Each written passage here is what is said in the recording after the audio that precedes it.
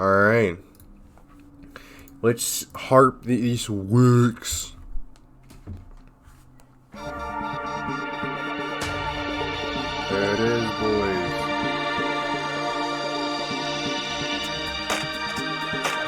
What is going on, boys? J.Yumeko here. Oh!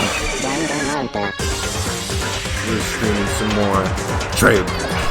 Yeah, the Danganronpa with Makoto Daigi. Oh, motherfuckers, we got Leon Kuwata and Sayaka Makazawa and Gio Freezer and Kanata. So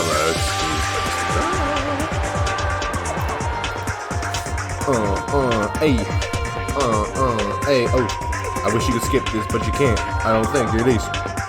With Monokuma, that bear bastard. Yakyachokua. Mando Oda Hifumi Yamada. Ao Asashi Sakura Wakami. Tunko and Gozina.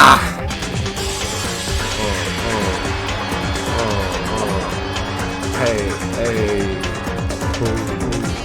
He got taken away. He got with the ball. Hey. He was like, bruh, and I was like, bruh. He's like,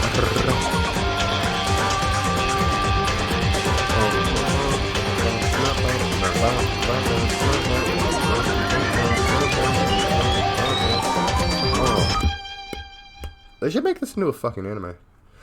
That would be good. I would definitely watch that. Maybe it already is one. I don't know.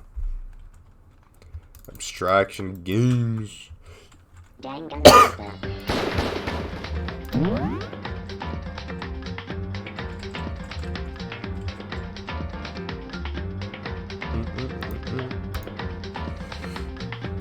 Let's just continue from without some films here, stuffs. We would go out of the house, leave the area. Yes. Alrighty, boys. Let's go see who's around here. There's the fast one himself. We'll talk to him. I feel as if... Mr. Nagy, I'm glad you came. Should I hang out with Hifumi? Fuck Hifumi, nigga, bro. I'm finding Celeste. Fuck my girl. Balls. Alright, let's see. Here's this dope. What's up, dope? Yo. Hey, Makoto, what's up? Sure, I'll hang out with Mondo. That's true. You're kinda weird, you know that? You ain't afraid of me. All wanted to hang out. Well, whatever. You wanna go get something to drink? Mondo and I went to the dining hall and had some tea. Mondo and I grew a little closer.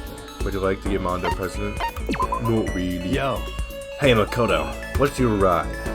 Huh? My ride? What? Yeah, man, your hog, your chopper, your motorcycle. Oh, I don't ride anything. What? You're not a little kid anymore, right? And you still don't have a hog? Jesus Christ. God, you're such a fucking dweeb.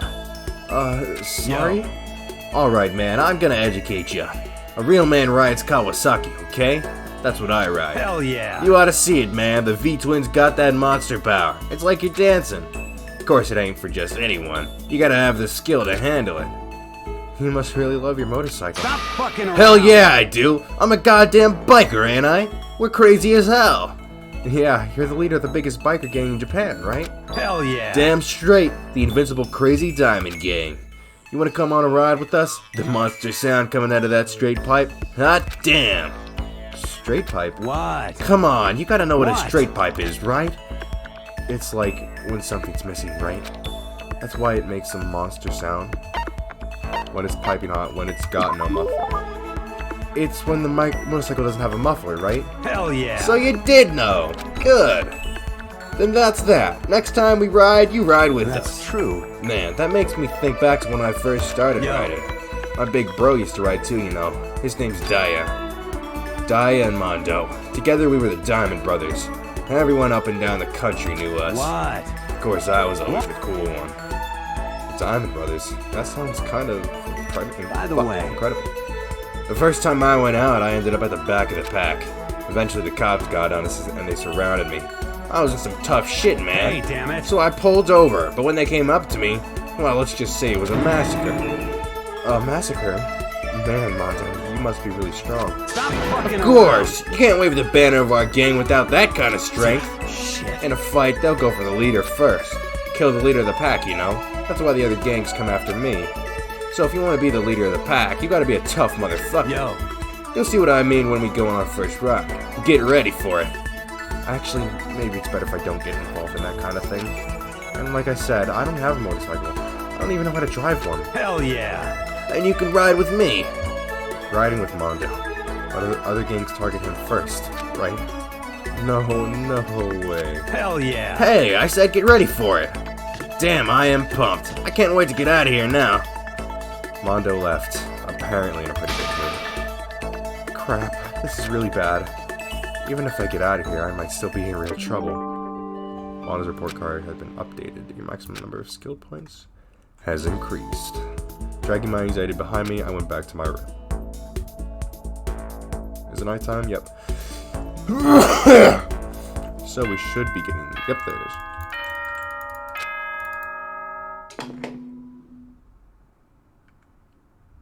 I'm sick, by the way.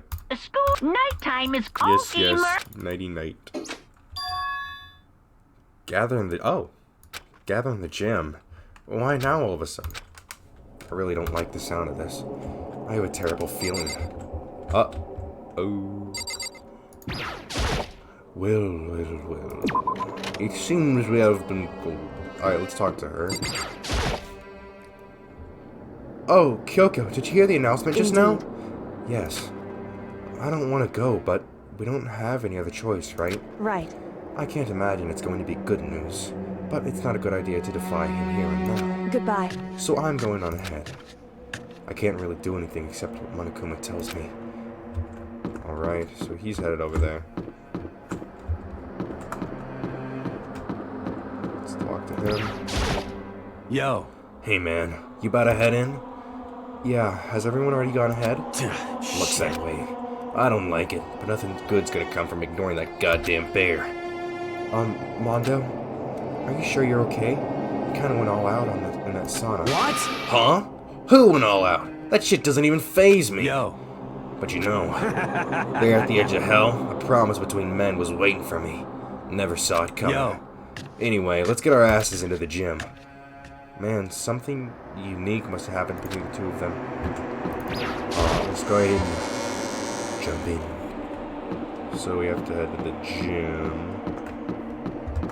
I have not played this game for a while, so directions are a bit iffy. Alright. Anybody in here? Probably not, I would imagine. Oh, yep, this will be great. Hey, Fumi, how come you haven't gone in yet? Why is that? Mr. Naegi, don't scare me like that. Sorry, but we really should go inside. No, don't you. No, don't go. You can't go. That's what my ghost friend is telling me. I don't feel good about it either, but we can't just ignore this. Damn, that's true too. I guess we have no choice. I have to go too. Alright, let's go, boys. It looks like everybody's here. Asking us to gather together all of a sudden like this? What could he possibly want? Well, Indeed. What might await us this time? He keeps things interesting, that's for certain. How is this funny? Can't you smile like a normal person once in a while? Like how the housewife on a classic TV show smiles at the end of an episode? what the heck? There's something totally messed up with you if you can laugh at a time like this. Which of us is actually messed up? What's that supposed to mean? Nothing in particular. Just admiring, that's all. I don't want to kill anyone, but I also don't want to stay here, living in blind denial day after day. I was just admiring how you could live like that and still keep your sanity. What is this? I'm not in denial. That reminds me. Remember how you kept talking about how the police or whoever would come help us? How'd that turn out? It seems to me there's no sign whatsoever of possible rescue. Well... That's just... Huh? I wonder what actually happened. Certainly. It's strange. That's true. There's no way the police wouldn't know about it. We're right in the middle of a major urban area. What? The police suck! On the contrary, the mastermind may be just that powerful to take control of even the police. Could it be? Oh, this might not be related, but then don't say it. No, gonna say it. It's not like some occult It's about mystery. last night. I was near the main hall just staring off into space when all of a sudden, I heard it. Huh? You heard what? A sound that, I don't really know what it was. What kind of sound? Well, like I said, I don't really know. But if I had to describe it, Could it be? it was like a construction site, I guess. A construction site? Serious. I mean, I could just be making that up. I only just barely heard anything. Then you definitely made it up. Must have just been the ocean and that head of yours. Say what? What you talking about, Toko? It's Monokuma.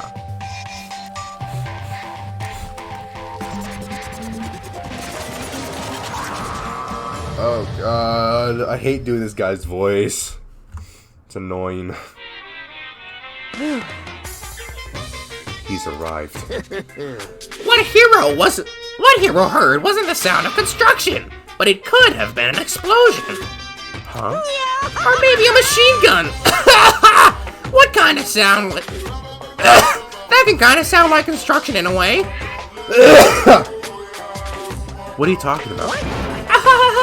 Beyond this point, my mouth is zipped. My lips are sealed. I am fully puckered. It's a secret, little secret. Fine then. Let's move on to what you can. Fine. Then let's move on to what you can tell us. Why did you call us all here? Say what? You don't beat around the old bush, do you? Ready for me to get to the point, huh? If you please. But before that, would you mind if I vent a little? I'm low on energy these days. My stitching's even losing all its shine and luster. I'm thinking it's probably because of this ho-hum, boring old everyday life. I'm looking for something with a little more stimulation.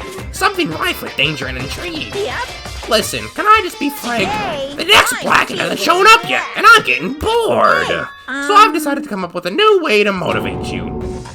Motivate? Is it another set of videos or something? Are you gonna show us some demented thing to try and all drive us to murder? Drive you to murder? What a mean thing to say! Just awful! You hear me? I don't know what you've got planned, but we're not gonna kill each other anymore. No matter what you do, I swear to God, we won't. That's very big talk.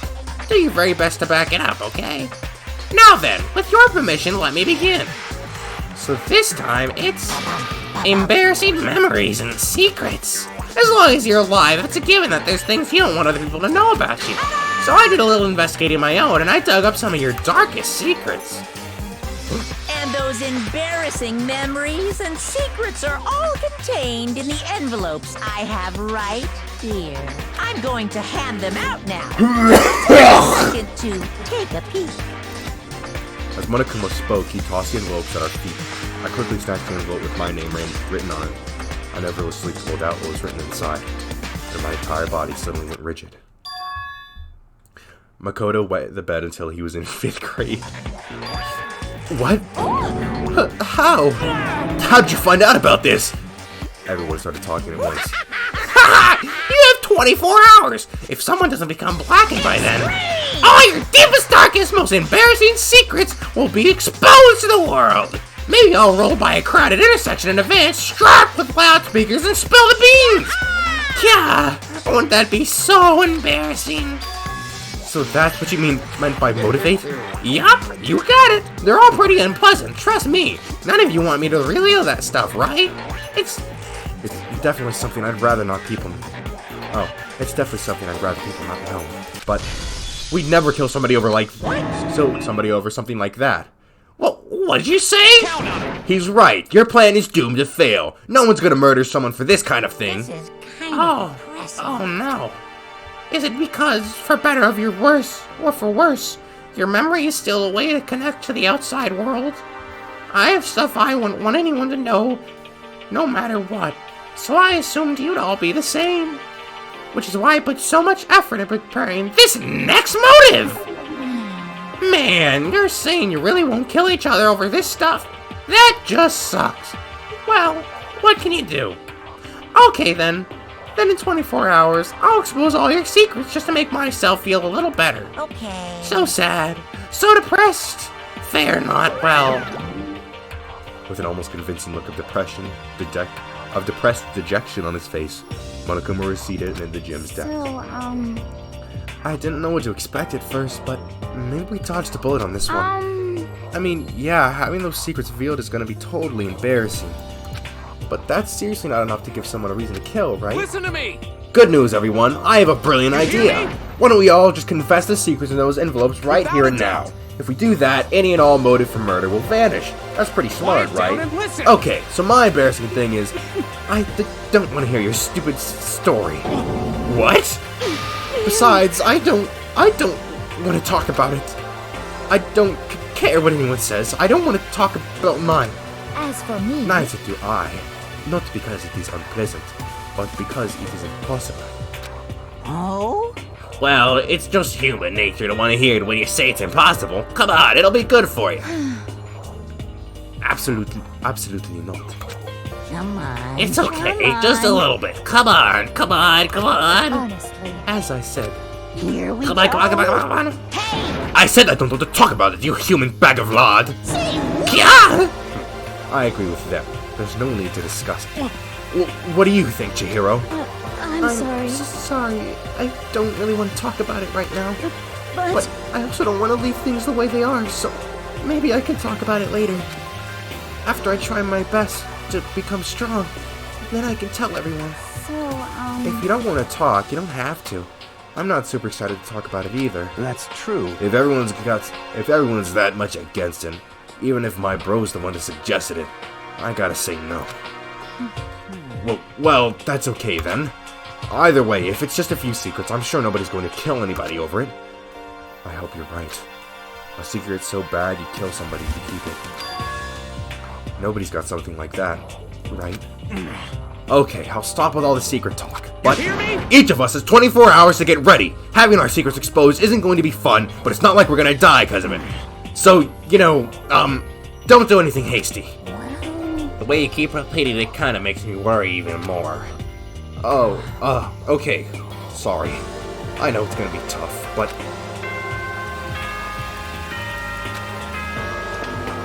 Celeste's voice, I'm like doing more of a French accent than a German one, which I'm pretty sure she's German. It's soon the doors to the dining hall will be locked. Okay then. Okay, blah blah blah blah. Like it's time to go to bed. Nighttime already, huh? Okay, let's all call it a day. Of course. Good idea. We need to prepare for tomorrow. I was left with an anxiety I just couldn't shake. But we left things as they were, and left things as they lay. One by one, we headed back to our rooms. Man, I fucking forgot how, fucking interesting this game was. Secrets and memories you don't want anyone to know about. A way to connect to the outside world. Honestly, all that crap Monokuma was spouting didn't have any effect on me. There's no way anyone would kill over stuff like that. At least, that's what I thought. But maybe I was just being optimistic. Which is probably why, without too much of a struggle. Jeez, I'm more tired than usual. Super tired today. I fell asleep. But what I didn't know is that even then, a tragedy was taking place. Uh-oh. Who is it this time? Hey, do you have a second? I want to confide in you. It's about the prevailing world attitude right now. The difference between passive and active.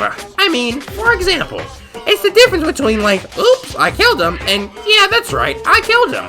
Amazingly, there are tons of people who don't understand the difference. Can you believe it? But there's a huge difference between oops and that's right. You know what I'm saying, right? Anyone can kill somebody in the heat of the moment, but surprisingly few can do it with calculated intent. To make that choice, then to put it into action, that's way harder than just letting your emotions lead you. It's all about preparation. Resolve. So maybe you're wondering, what's the point I'm trying to make? I'm not totally sure myself. Maybe you should try reading between the lines.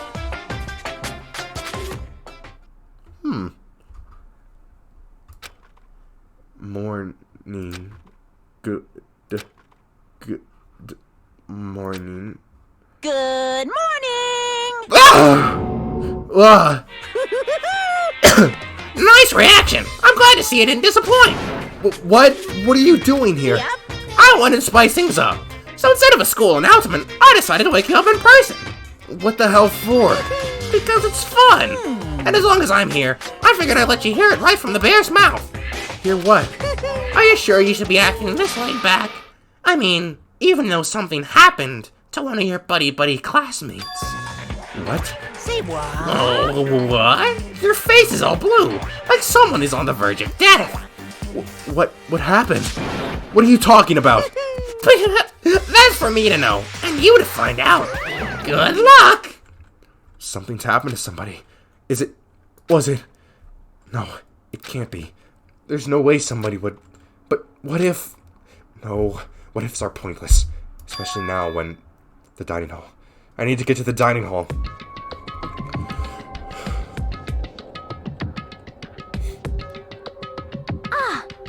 Makoto. Are you okay? Hey. Did Monokuma tell you too? Hiro, Hina, Sakura, and Byakuya. You're the only ones here? Where's everyone else? Either they're already off trying to verify what Monokuma said, or they've fallen victim to the something that Monokuma mentioned. The something? Perhaps. It can't be. Has it happened again? Murder. After hearing what Monokuma had to say, the worst possibility forced its way into my mind. It took over. It took everything I had to drive that thought away. So if something really did happen, does that mean someone did it because of what happened yesterday? It can't be. That stuff was just a bunch of old memories. Wait just a sec. Yeah! Huh?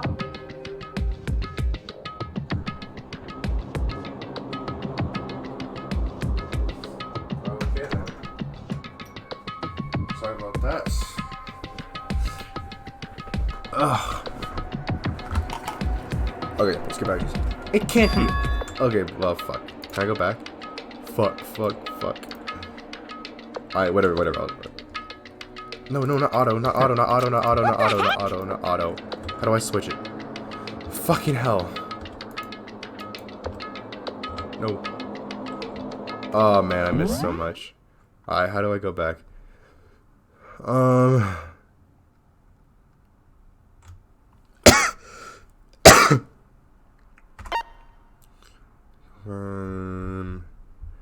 Skip text. Can I go back on text? Open current. F2. Alright, let's go back.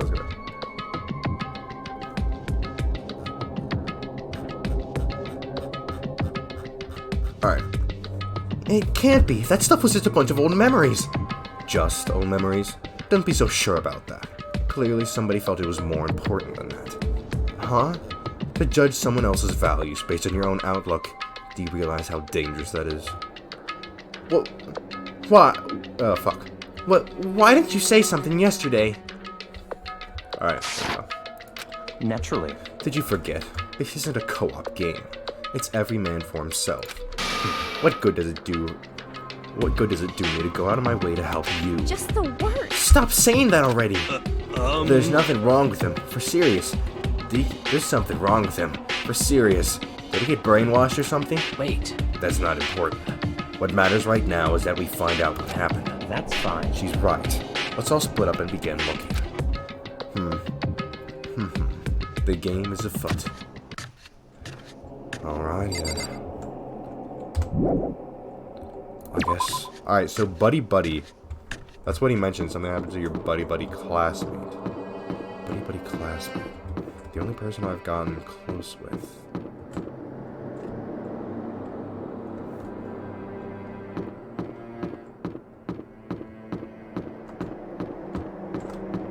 His mom. That's who it was yesterday. Looks like nobody's here. Alright, let's talk to Ali. So, I knocked on all the doors, but nobody answered. Did they all go to see what happened? Oh, then what about the second floor of the school? That's the one place that's new to all of us, so it seems like the natural place for... So she says she's just around. Just as high goes. Which sound doggy. obliged to. Yo! Hey, Makoto. Honestly, what do you think? Huh? About what? We're serious. About Byakuya. You think he's being brainwashed or something? I don't know. You know more about that kind of thing than me, right? What? What's that supposed to mean? Well, I mean, you're some kind of psychic, right? Hey. Listen, Makoto, I think you've completely misunderstood what it is I do. Okay? Listen, fortune telling is like... Well? It's totally different from brainwashing or hypnosis or any of that pseudoscientific bullcrap. I need you to understand that. So you expect me to think fortune telling isn't pseudoscience? Sorry, but I don't want to get yelled at. Yeah, that's better off being left as is. Let us head to the second floor.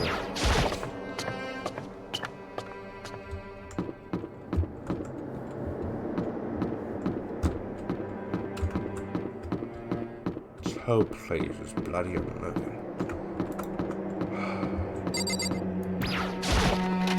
So she said to check the second floor. Reality is everything.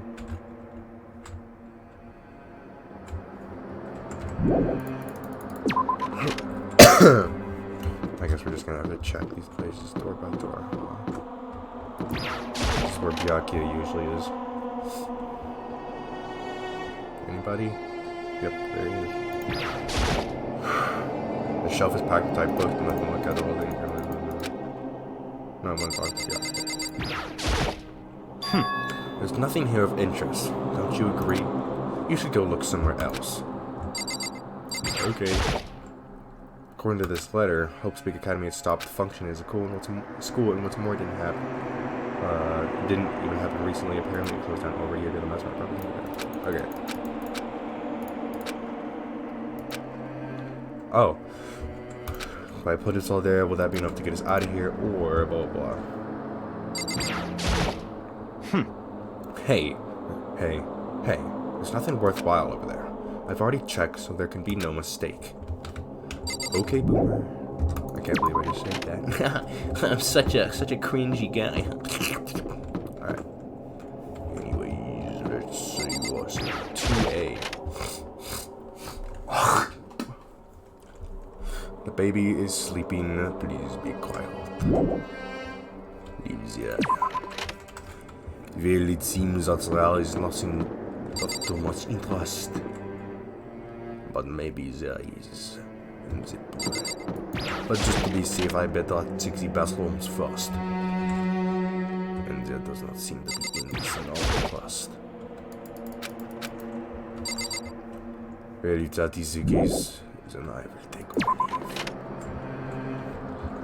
The last place to search on the second floor is the pool.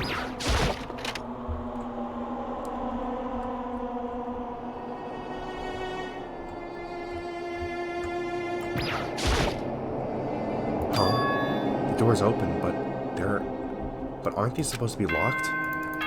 Oh.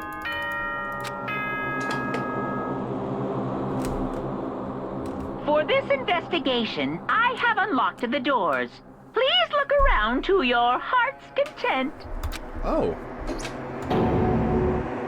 Investigation. It's all clear now. Just as I thought. Byakuya! I see. Judging from what he's just said, there can be no doubt a murder really has taken place. Come on! And the locker rooms. They're suspicious. Very suspicious indeed. Wouldn't you agree? Huh? Suspicious. It seems nobody searches the locker rooms.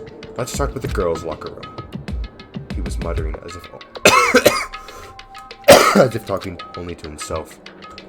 Without a reply, he pressed his hand against the girls' locker room door. And the door swung open, without a sound. Uh-oh. In that moment, time seemed to freeze. Oh god, oh god, oh god. Bloodlust. No! No! No! No!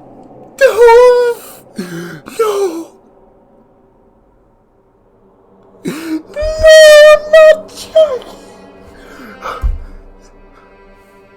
Why? Why her? Fuck. I didn't expect her to go so soon. Oh! What? I don't know how long it took for me to fully comprehend the reality of what I was looking at, but as soon as I did, a wild, almost pre-level scream escaped from my mouth. Oh God. Oh God. Why'd it have to be her? I tried to suppress my scream, but it was useless. It surged out of me like water from a spring gushing out of the ground. Yaki, on the other hand. Very strange. Most unusual, don't you think? He was totally calm. Almost like he was watching this all unfold in front of a TV screen. I see. Look, Chihiro's corpse has been suspended somehow. And something's been written on the wall. In blood. Bloodlust. Such a brutal way to kill someone. No, this is beyond brutal. Wouldn't you agree? They killed her. How could it not be brutal? No, that's not my point. This murder is far too bizarre for any everyday amateur to ever committed it.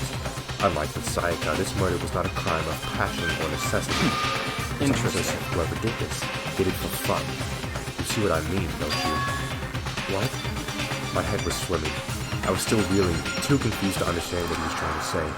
And before I could even begin to clear my head. The heck? Hey! I heard screaming! Did something... Ugh! Chihiro!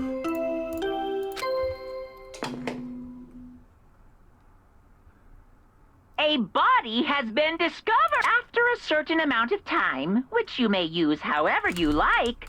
The class trial will begin. What the hell was that? Oh, that's right. You were unconscious during Sayaka's, so you don't know about it. What you just heard was the body discovery announcement. Apparently, when 3 or more people discover a body, an announcement plays to let everyone know. I made it so that the search for the culprit can proceed fairly for everyone involved. Proceed fairly? The body discovery announcement? That Chihiro really is... Naturally. Dead. Yes. Before you start screaming your head off, go round everyone up. It seems another game has begun. Another life or death game to uncover a killer. Taka bolted out of the locker room. As everyone made their way to the scene, it felt as if no time at all had passed.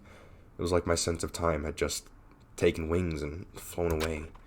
When I finally came back to myself, I saw everyone had the same look of confusion, fear, and anger. We all just stood there, gathered around Chihiro's body. Damn. Damn, I couldn't keep her safe. So there's another victim! Which means we are now in this position once again. Oh. Which means we are now in this same position once again. Fuck, man. What the fuck is this? It's a dream. This is a dream. It's all just a dream. In fact, I haven't even been born yet. I don't have any memory of ever being alive. Ugh. Shut up. Fuck.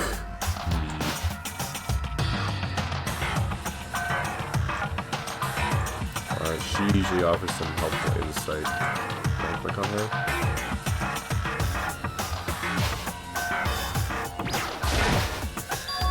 The word bloodlust is written on the wall in blood. So, I don't think it was any kind of dying message. It's just too strange. But you know, that thing about writing bloodlust in blood, doesn't it sound kind of familiar?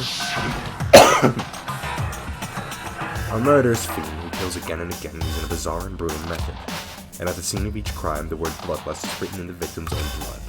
They're like a ghost, attacking suddenly then slipping away before the police can catch up to them. And what nickname did the internet give to this mysterious serial killer? Genocide Jack. Genocide Jack. The murderous fiend whose grisly attacks were famous all across the country. The ultimate murderous fiend, creating a reputation of abnormal, downright cruel killings. what is this? This is some copycat killer trying to imitate Genocide Jack's style? But why would anyone do that? Perhaps it's the work of the real Genocide Jack. The real? Wait, are you saying Genocide Jack is here in the school? No way! There's no way. But going this far as to write the bloodlust at the scene, I'm surprised at their superior. I'm surprised at their fuck me. but going as far as to write bloodlust at the scene. I'm surprised at their stupidity. Well, I can't imagine a worse situation than dealing with a stupid murderer. What is it now? Toko! Hina was pointing toward the entrance to the girls' locker room. Toko was the last to arrive, and now she was just standing there. No. Why? Why? Don't. She fainted! That did not sound good! Toko! Hina rushed over to the collapsed Toko and started trying to shake her awake. Toko, are you okay? Come on, wake up! Oh, that's right.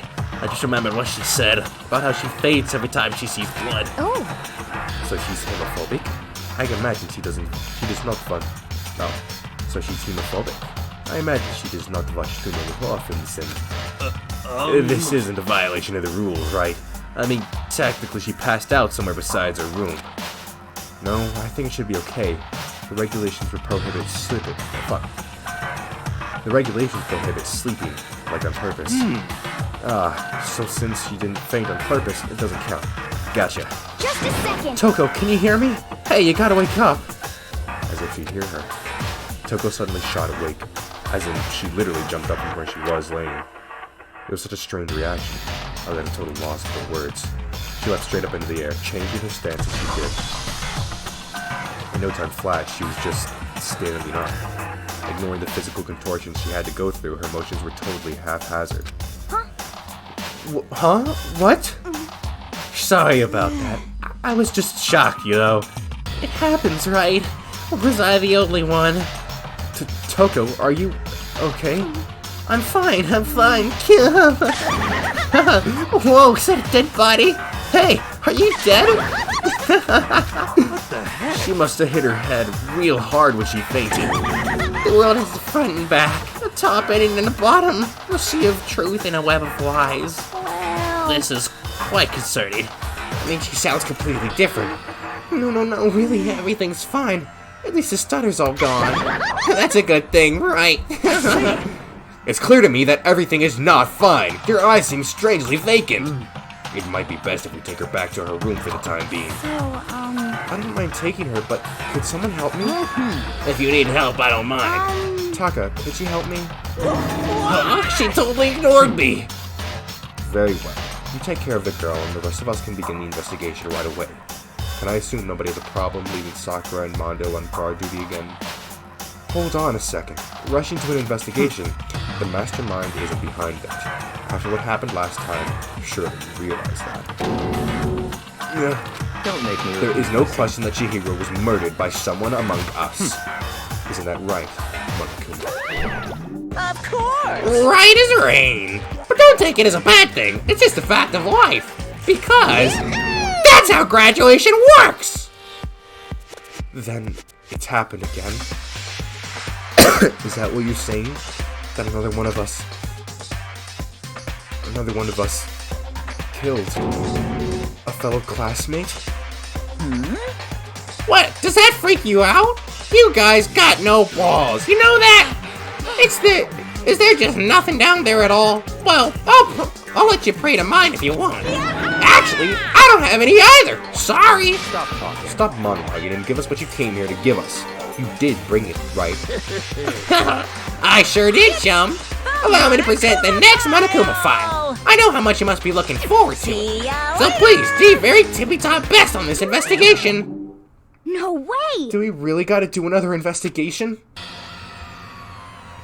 Examining the corpse of one of our friends. Having to suspect all our other friends. Why? I hate this. I can't take it anymore. I hate it too. I've had enough. I'm getting out of here. Where do you plan on going? There's nowhere to run. Such ignorance. Just accept it already. After all, blood is just a liquid. A dead body is a simple object. You are very enthusiastic about all of this, are you not? Naturally. How can I not be? If we don't unmask the culprit, we all die. That's true, but to jump into it so soon... What? Do you want to die? Such Fine, ignorance. then go off and die somewhere. Right now, go ahead. You're a waste of space. Damn A you! dead body is an object? Piece of shit! Chihiro wasn't an object! Show a little respect or I'll beat some India! Calm down. Everyone, stop bickering. Listen, there's some truth in what Byakuya said. Kyoko, Because if we don't solve the mystery and find the killer, our own lives are forfeit. And if Byakuya is right that Genocide Jack is somehow the one who killed Chihiro, that's right. then unless we do something, more victims could start piling up. Forget more victims. If we mess this up, we're all dead meat. Hey, hey! Hold on. If that's your worry, you don't gotta worry any longer. In any one killing game, the guilty party may only kill a maximum of 2 people. What? I don't remember any rule like that. I just came up with it. I mean, if one person went around and killed everyone, your lovely student life would be all over, right? The new rule has been added to the regulations. So then. In that case, why not limit it to one person? Hey, Well, in a good mystery, you don't want to miss out on at least the potential of a serial killer angle. Just one would totally murder that possibility. punishment Farewell is for waiting now. For you. I'll catch you guys at the class trial. I can't say I understand his thinking, but if he can kill up to 2 people, then one more person's life could still be in danger. Which is definitely not good. We need to uncover the culprit before something else happens. You son of a bitch! You need to shut the fuck up! Well, for now, Taka and me are gonna drop Toko off at her room. Nice. I'm gonna get dropped There's off. nothing to be done. We have no time to stand around here. We must begin our investigation to the suite. If we do not solve the mystery of who killed Chihiro, Is that okay? then we will quickly follow her into the afterlife. That's true. I hate this, but if I want to survive, me and everyone else, we have to do it. We don't have any other choice. Investigate. First of all, I'd better check the Monokuma file to see exactly what's going on. The victim was Chihiro Fujisaki. The time of death is estimated to be around 2 a.m. The body was discovered in the girls' locker room, on the 2nd floor of the school. The cause of death was a blow to the head with a blunt object.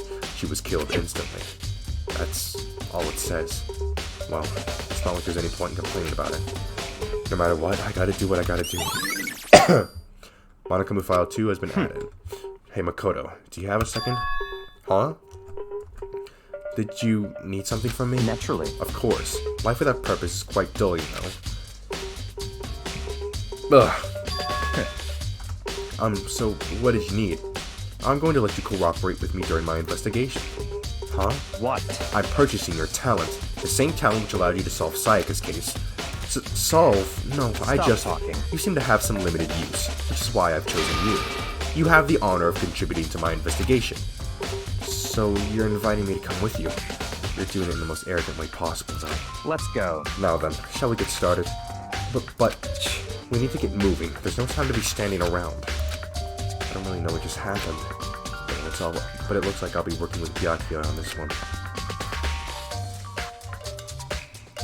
Alright, well clearly we have the murder object. There's a dumbbell on the floor, and this is a bloodstain. There's a bloodstain on the dumbbell. The Monokuma file said a blow to the head with a blunt object is what killed him. Does that mean this dumbbell was actually the murder That's weapon? right. I don't imagine it could have been anything else. Locker room dumbbell has been added to the truth bullet section. Okay.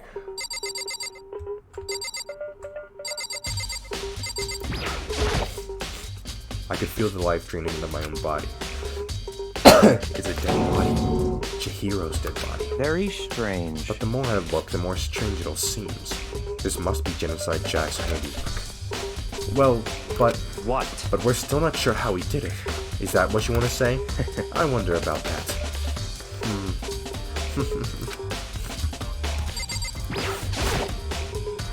The poster's got some blood on it. It must have happened during the murder.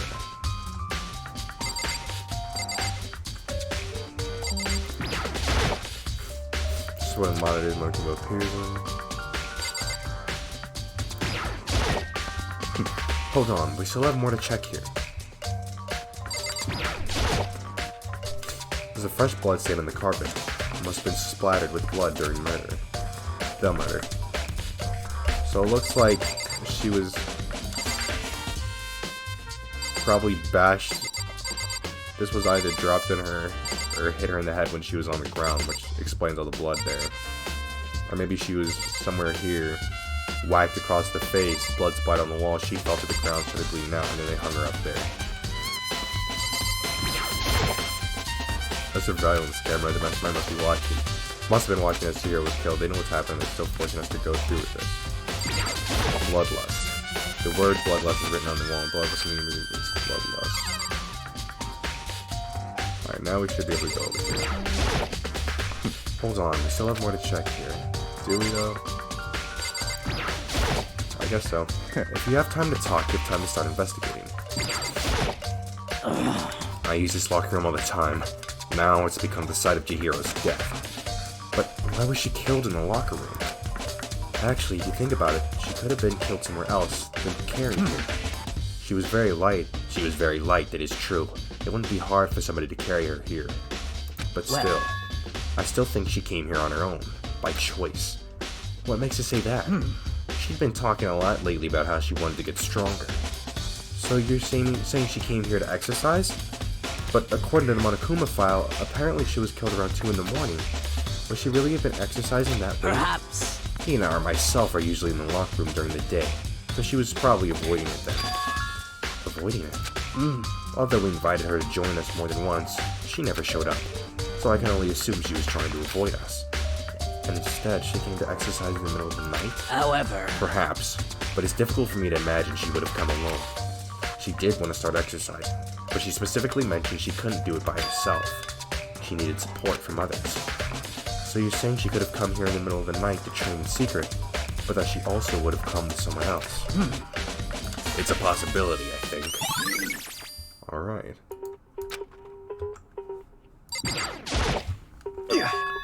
Dude had a real complex about being weak. You heard Chihiro talk about it, right? Oh, I need to get stronger. Yeah, I do remember she said that more than once. Sure did. Which, I guess explains the trip down here. But did she really need to get stronger that badly? You already mentioned it, but she was a girl after all. Most girls aren't all that strong. I don't know, man. I haven't really thought about that stuff. The cause of Chihiro's complex. I can't help wondering what it might be. Mondo's account.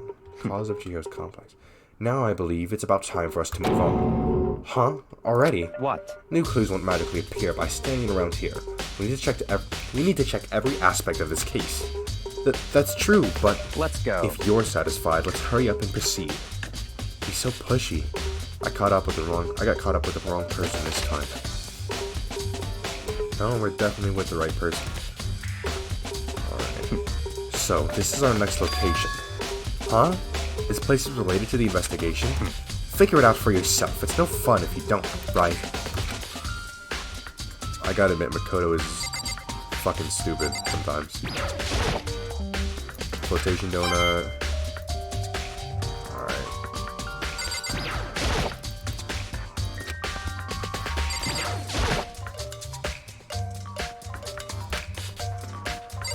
Check over here. Nothing. Check the boys.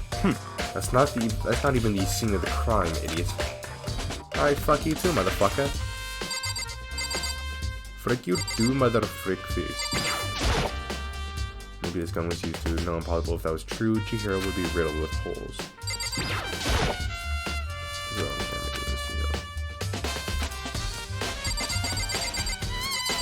Ooh. If I remember right, this card reader is meant to work with our handbooks, right? What? You have an issue with it? If so, you should take it up with Monokuma. He said that, then quickly and sharply clapped his hands together. Did you call for me? Bruh. Has he been domesticated? That's right. It seems that Makoto has a question for you. You need something? Sure, what's up? Well, it's just about this card reader. Yep. Yes, the card readers have all been designed to interface with each of your e-handbooks. You can only enter the locker room corresponding to the gender listed in your individual handbook.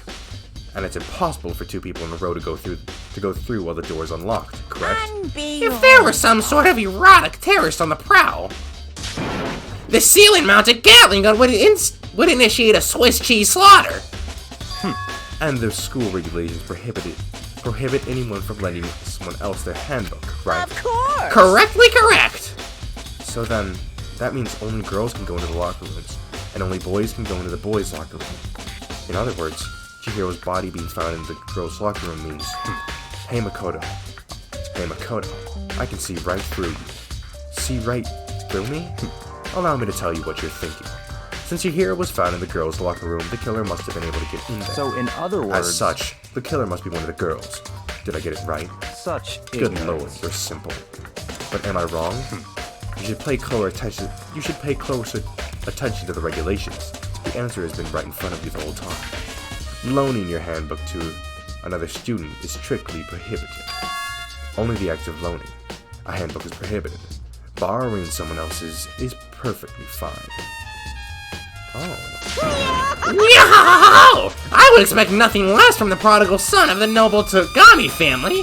So you managed to sniff out the loophole in the regulations. Knowing you, I would bet you created it on purpose, didn't you? To add a little more excitement to things. Yeah, you're treating me like a puny little appetizer instead of the main course that I am. Now then, since the dead can't actually talk, they're not people anymore. They're things. Yep. Get it? Got it? Good.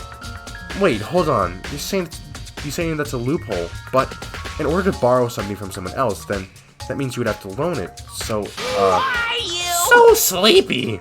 Just listening to you makes me want to pass out. Be more like Byakuya and get your poop together. Or else I'll charge you with criminal negligence. No more questions. Figure out the rest on your damn self.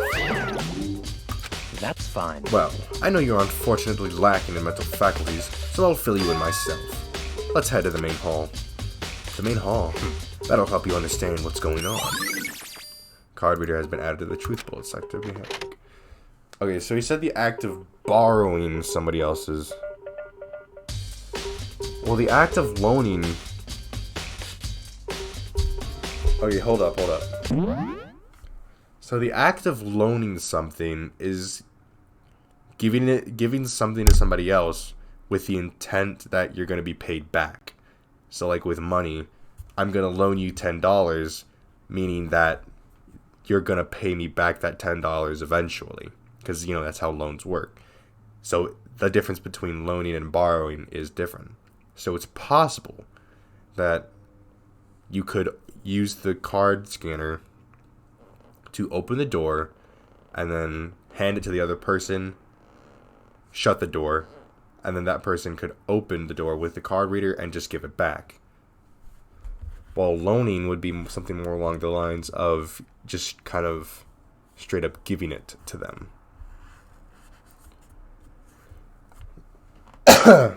With the intent of getting some sort of significant profit, I guess. Alright. We came to the main hall. So, what are we looking for here? Does that mean I have to figure it out for myself? What are we looking for? There's a mailbox here. Could there be something inside? It's an e-handbook. No, wait, there's 3 of them. But what are they doing here? So you finally found them. Huh? Did you know these were here, Byakuya? I happened to find them by chance myself the other day. It seems there's a system in place where the handbooks of dead students get delivered to this mailbox. So then, these 3 handbooks belong to Junko, Leon, and Sayaka. You can go ahead and confirm it for yourself. I immediately turned on one of the handbooks, and when I did, it's probably Sayaka's. Yep, Sayaka Mizono. You're right, this is Sayaka's handbook. Now, do you understand? This is the key to the loophole that I revealed earlier. Yeah, I feel like I'm starting to get it. You should pay closer attention to the regulations. The answer has been in front of you the entire time. Loaning your e-handbook to another student is strictly prohibited. Only the act of loaning the handbook is prohibited. Borrowing someone else's is completely fine. Oh, I see. So whoever the killer was knew that those handbooks were there, and they could have used, for example, Sayaka's handbook to open the door. Oh. So it'd be more along the lines of stealing. I see. Yeah, now I understand. Main hall e-handbooks has been added to the truth bullet section. What? Hold on a second. What's wrong? Very strange. That's strange. One of the handbooks won't turn on. Is it broken? Whose is it? The other handbook showed Junko's name when I started it up. then the one that won't turn on must be Leon's, right? I see. It would make sense, yes. After all, he did get pummeled with dozens and dozens of baseballs. Pummeled with baseballs. The memory of it came flooding back. That cruel punishment which led to Leon's death. The execution that the mastermind concocted. A cruel, heartless death. You're right. It wouldn't be surprising for the handbook to break during that kind of assault. Damn it! Hey, hey! Hey, hey, hey, hey, hey! Hey! What? That e-handbook is essential to student life here. Crucial, integral, instrumental, a super big deal. There's no way it would break that easily. But it did. If I say it wouldn't break, it wouldn't frickin' break. It can withstand up to 10 tons of pressure, and it's waterproof up to 100 meters, okay? I don't care how many baseballs you hit it with, it wouldn't do crap. Oh, but, even my amazing handbook does have one single weak point. It does? I can't hear But it's you. a secret. Wouldn't want you to go breaking any more of your handbooks. What? Then Leon must have broken it somehow without realizing what its weakness was, right? Hard to say. You know what I think? I think his handbook isn't actually broken. But you might ask, how could that be? His fucking voice gives me a headache. Fuck you know. Leaving the question still hanging in the air, Monokuma disappeared. What just happened? Monokuma said it's not broken, but it's an undeniable fact that it's not turning on. That's fine. Well, I don't see any connection to the case, so it doesn't matter for now. You think so?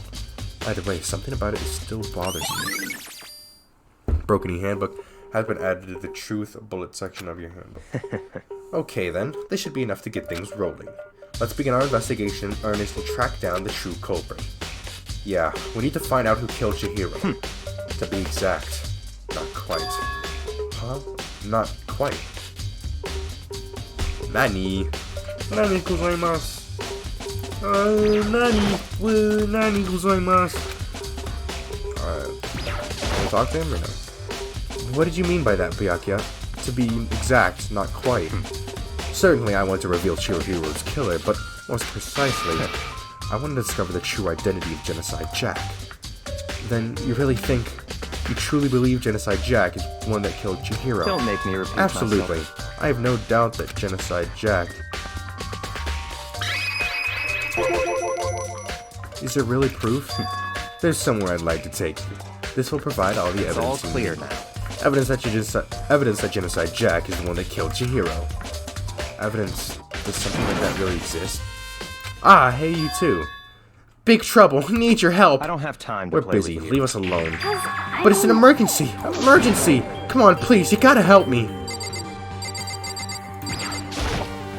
Such ignorance. Such an annoying girl. This is a serious emergency, please, please, you gotta help me! Just calm down, okay, Hina? But, it's an emergency! An emergency? What happened? Well, Something's wrong with Toko. She's acting super strange. Well, I mean, she was acting pretty strange earlier, right? What should we do, Byakuya? Very strange. Since it's Toko, I must admit, I'm intrigued. Okay, hold up.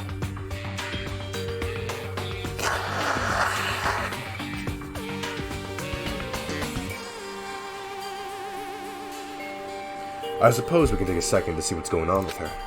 Are you sure? Don't make me repeat Don't make me myself. repeat myself. I didn't expect that. I thought for sure you'd just say no and that'd be the end of it. yeah. Okay, come on, hurry! Wait for us, Hina. Let's go. It looks like she's headed to the dorms. To Toko's room, most likely. You're right. Okay. You guys are too slow. I think you're just too fast. So, what's this emergency? So, Well, after what happened in the girls' locker room, you left Toko in her room so she could lay down. After a while, we came back to check on her, you know, to see how she was doing, but when we did, it was weird. She refused to come out and she kept saying all this weird stuff. Weird stuff. That's fine. We should try talking to her ourselves. Yeah, good idea. Hurry up and do it. Okay. I may as well give it a shot. The door swung open slowly and silently.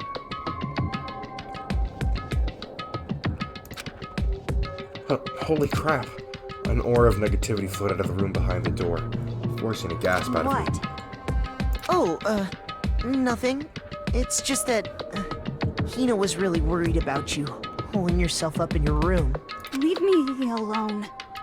Yeah, sure thing. But could you open up just for a second? Won't allow it.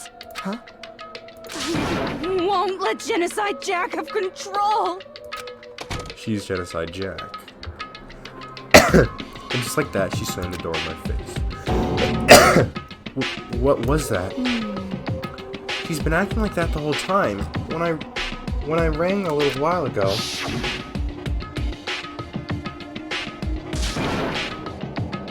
I'll drive out the killer. Drive out the murderous fiend. It doesn't make any sense, right? I was afraid to leave her in there alone, so I tried to bust down her door. But it felt like something was holding it shut on the other side. I couldn't even budge it. Toko was scared enough to even bar her door. Does she think the same thing as Byakuya? Does she think the serial killer Genocide Jack really murdered Chihiro? Is that why Toko's so scared? But Whatever it is, I'm really worried about her. Isn't there anyone who might be able to persuade her? I think it's this. That other side of her that we saw after she fainted was Genocide Jack. I think Toko killed her. Well, we don't know for sure yet, so we'll just have to see. Hey, Byakuya, you think you could ask her? To come out of her room, I mean. That's fine. Sure, whatever. Huh? You're gonna talk to her, Byakuya? Wow, I guess you can be nice when you want to.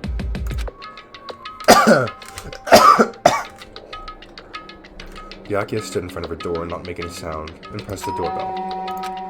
After a few moments. what do you want? Leave me alone. You're all so annoying. Bakula! It's Byakuya. It's Byakuya. I'm sorry. I couldn't keep our promise.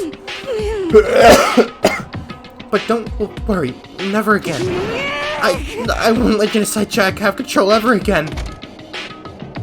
And with that, the door slammed shut. Even Byakuya couldn't pull it off. There's nothing else we can do. Let's get back to the investigation. Hold on. Hey, Byakuya, what was Toko talking about just now? Something about a promise? What? Oh, I have no idea. Another one of her delusions, I'm sure.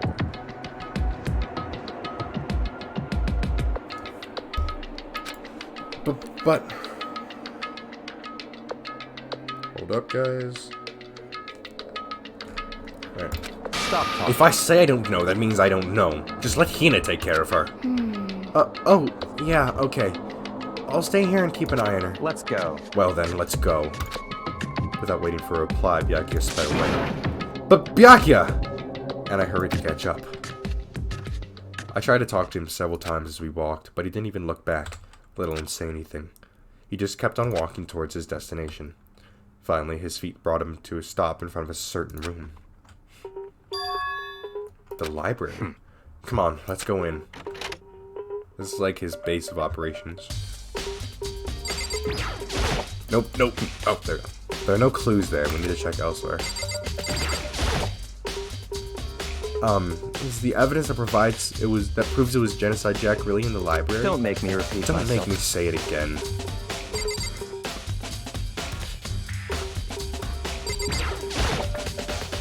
If I remember, on the other side of this door is the archive, right? Hurry up and go inside. Oh, here? Let's go. It'll all make sense once you're inside. We've never been in here before, I don't think. Whoa! There's so many books and files. And so much dust, So, too. in other words... I would say there's enough value in this place to endure the dust. There's a wooden box. It's empty. Although judging by the smudges and the dust, it looks like there was something inside. That's rope. That's rope. An extension cord. There it is. There was an extension cord plugged in there. It proved very useful while I was in the library. An extension cord, huh? That might have been what they used to tie Chihiro up.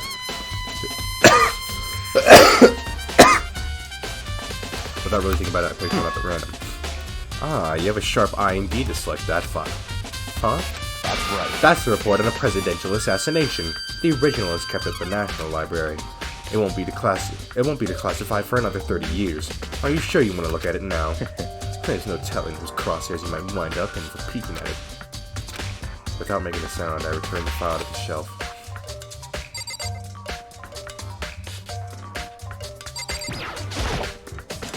There's so many files to That's done. enough. Those documents are dangerous. Dangerous? They detail all the people who control the world from behind the scenes. Dangerous truth from a comic. You mean, like, members of the Diet or something? No, I mean the ones with the real power. The secret council controlling everything from the shadows.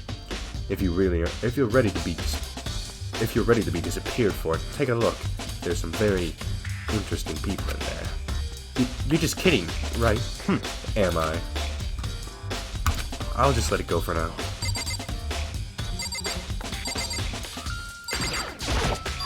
Lamp. Huh? It's a desk lamp. Oh yeah, it's the same thing that Byakuya was using in the library before. What? Do you have a problem with that lamp? It was here before, then I moved it over there. It's too dark over there, so I thought I'd put it to good use.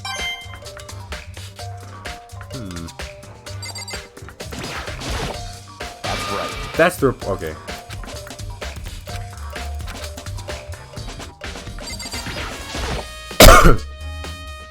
A ton of thick files on the bookshelf. If you're thinking of looking into them, then let me give you a little warning. Those things are filled with graphic, disturbing photos from all kinds of crime scenes. It's the kind of thing any normal person wouldn't ever want to look at. Be careful. Huh? What do you mean? All those files are the investigation reports related to different cold cases. Those are internal documents for police eyes only. They're not the kind of thing you'd expect to leak. Oh?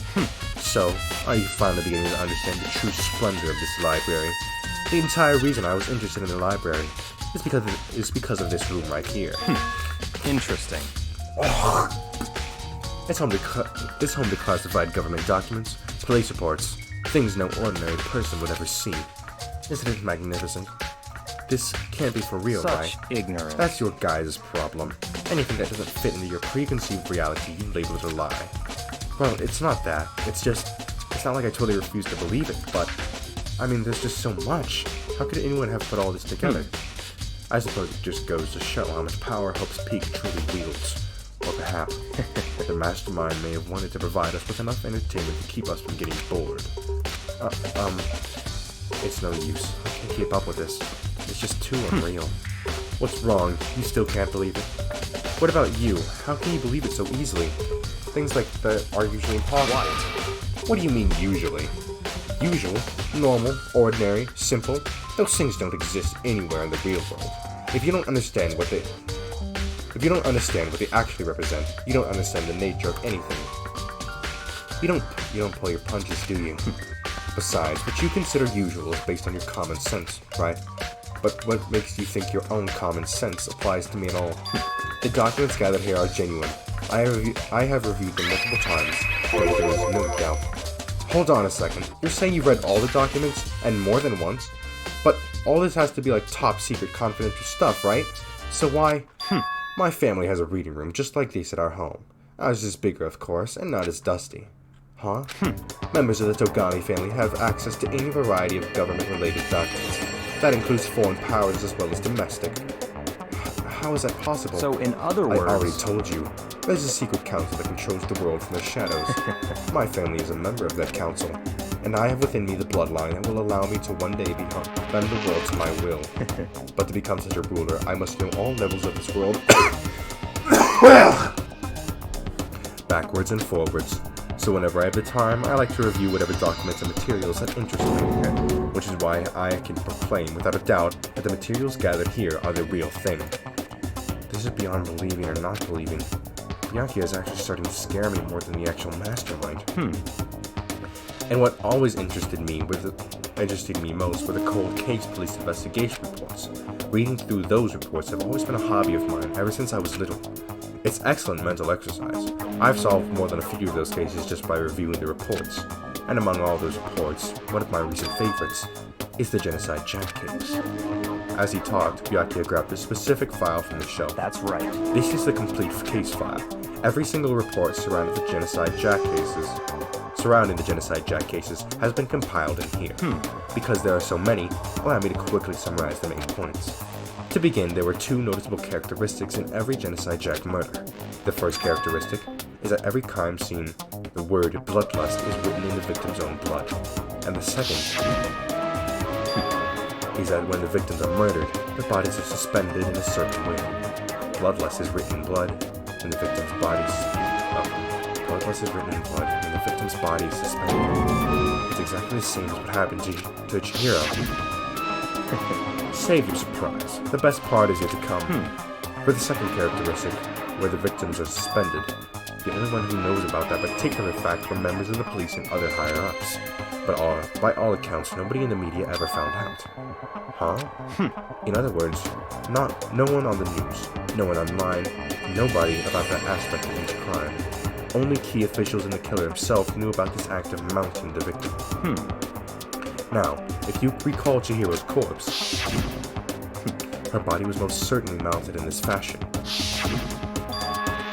So, how could the killer have known about suspending the victim? That's right. That's the key question. But in fact, the answer is quite simple. So in other words... The culprit isn't a copycat killer. It's the real Genocide Jack. In other words... That's right. Oh, that right there is the evidence that Genocide Jack has hidden himself among the rest of us. Then, Genocide Jack really is. Such a brutal, fiendish killer really is walking around among us? Interesting. Things are really starting to get interesting, aren't they? I never imagined a killer with such a reputation would ever become a part of our little game. Now, don't you think it would be good for you to take a look at what I have already seen? You might just manage to ferret out a clue or two. Such ignorance. If you get down on your knees and beg, I might even show you myself. Okay. They reveal the ones with the real power. Okay, but more.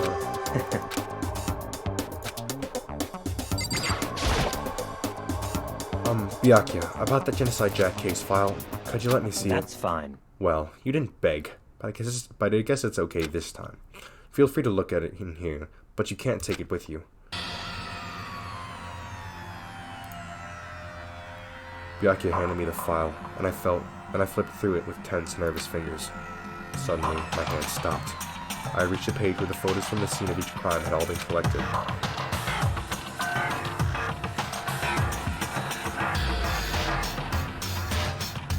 The names of Genocide Jack's victims ran on several pages. Oh, let's see.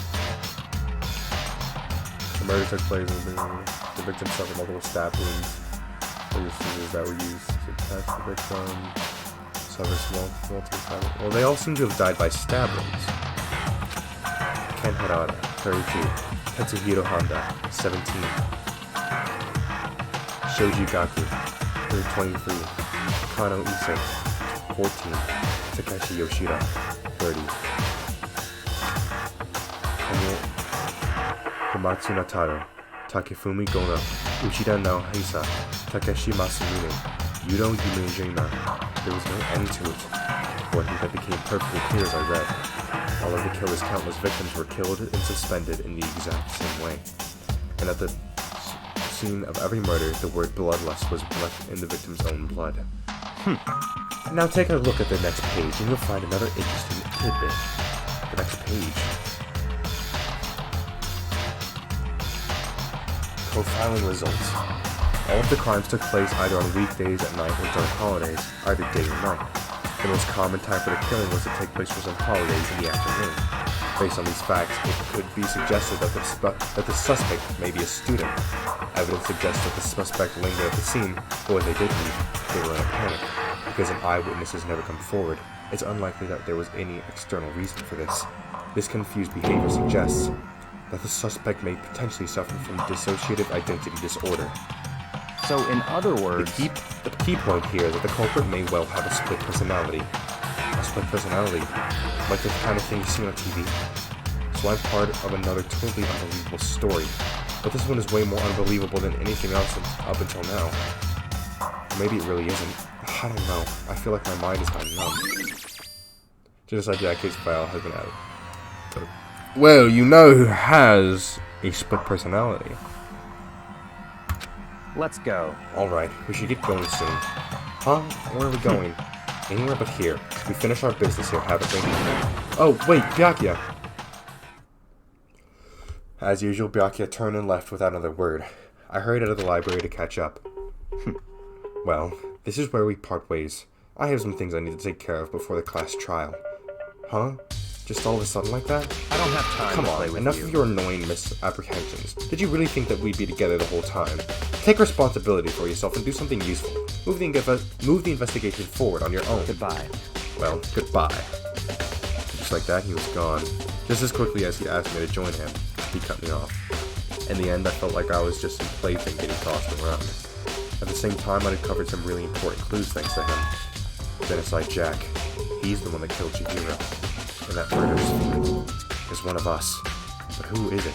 I have to find that out no matter what it takes. And to do that, there's somewhere I have to go investigate one more time. I have to go back in this time scene, and the others might have come with more info on that. I need to find every correct one. There's stairs. Alright. I mean, right now, as of this moment, all the evidence is pointing towards that one crazy bitch. How unfortunate. Maybe we should have confessed our embarrassing secrets after all. Damn it! I'm sorry, Chihiro. It's all because I wasn't strong enough.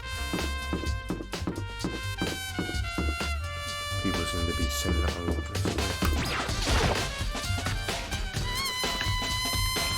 What am I doing? I need to go back to the crime scene.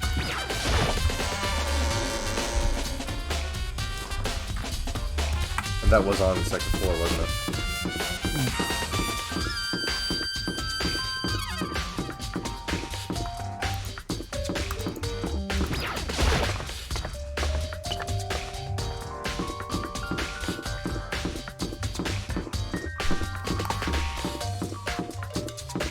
Yeah? Oh, I didn't know.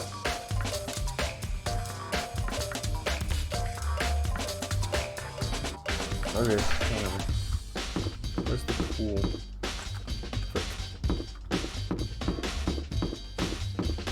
Ah, so easy to get lost. Oh, fuck.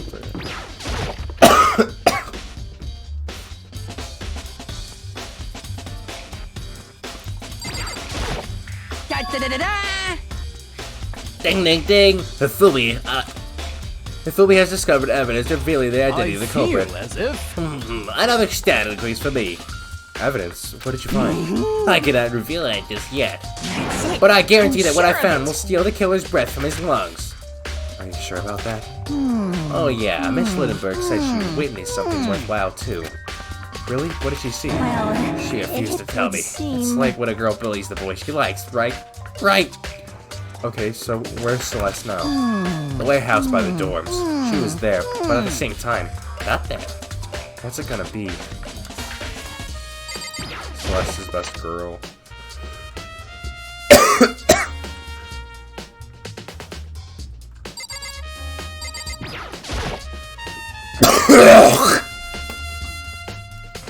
Hey Kyoko, have you made any progress on your investigation?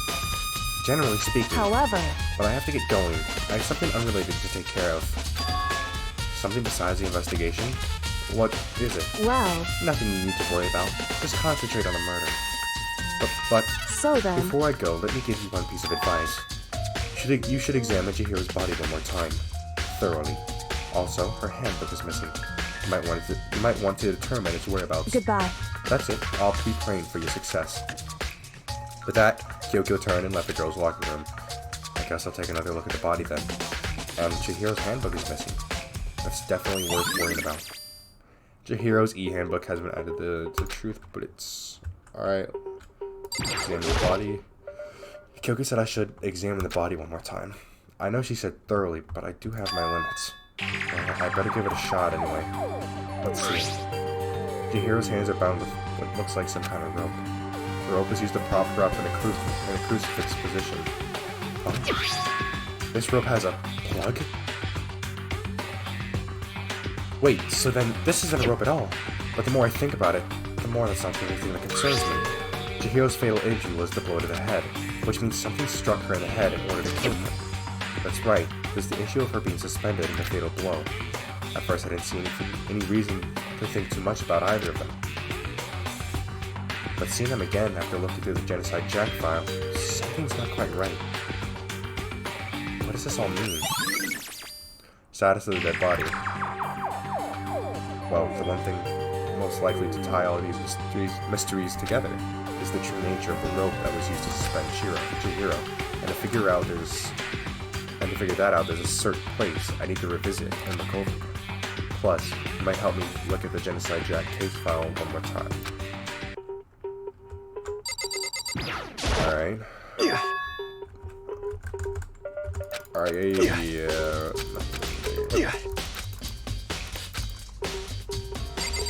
So that's basically just where did it come from.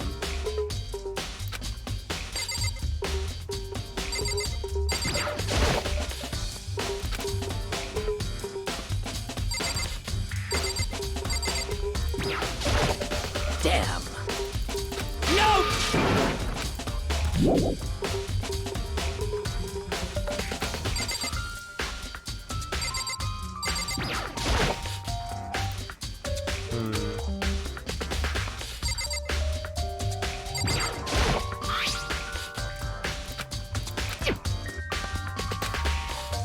Murder weapon.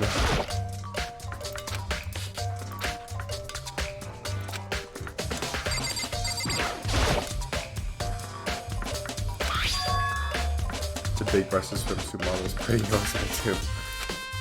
A girl's locker room doesn't seem like the kind of place you'd find something like this.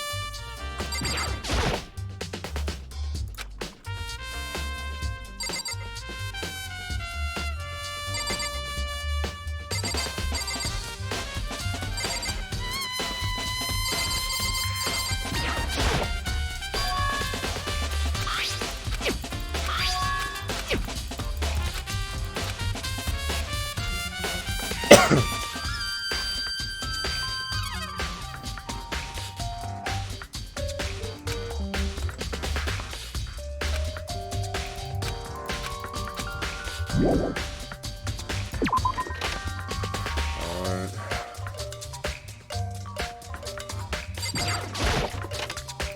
Let's go see if there's anything in the boys' locker room.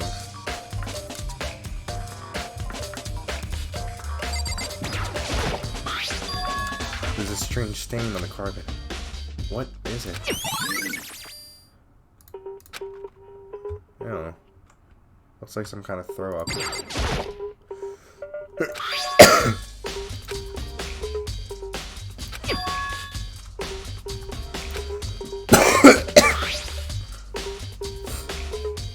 Here we go. In the boys' locker room, there's a poster of a popular boy band. In the girls' locker room, there's a poster of a big breasted swimsuit model. Could the posters have been switched? But if they were, why? What reason would anyone have? Maybe I should talk to someone who knows a little more about the locker rooms. So, more about the locker rooms, go back to the library, find your thing. Someone who knows more about the locker rooms. If anybody would know anything about the locker rooms.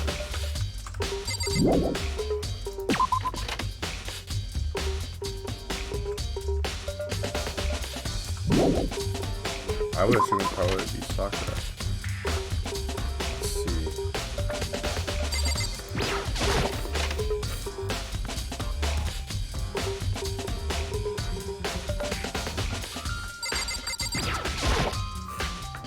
You spend a lot of time exercising in the girls' locker room, right, Sakura? I've used it nearly every day since it opened up. Sometimes Hina and I use it together. Okay then, let me ask you something. Do you think the posters in the boys' and girls' locker room could have been switched? I'm sorry. Sorry, I can't really say. I never really paid any attention to the posters. I see. However, But there is something that's been bothering me. About the locker room. You see, I like to drink a little protein coffee every time I finish exercising. We have protein coffee? In the warehouse. It's not the highest quality, but I don't have a lot of other options. I mix protein powder with coffee and down a glass of it after exercise. Anyway, the other day I spilled some on the carpet in the girls' locker room and it left a stain. A stain? But I don't see any stain on the carpet now. of course. Exactly. I noticed it earlier. The stain has disappeared. I can only assume someone came along and cleaned it up. But still, isn't it unusual clean? As if there was never a stain here to begin with. Disappearing stain. So that means she was killed in the boys' locker room. Well, yeah, that would have to mean she was killed in the boys' locker room. The posters have been switched. And the carpets have been switched. So originally, it seems she was killed in the boys' locker room. And then the body was moved here, possibly. And the carpet was switched along with it.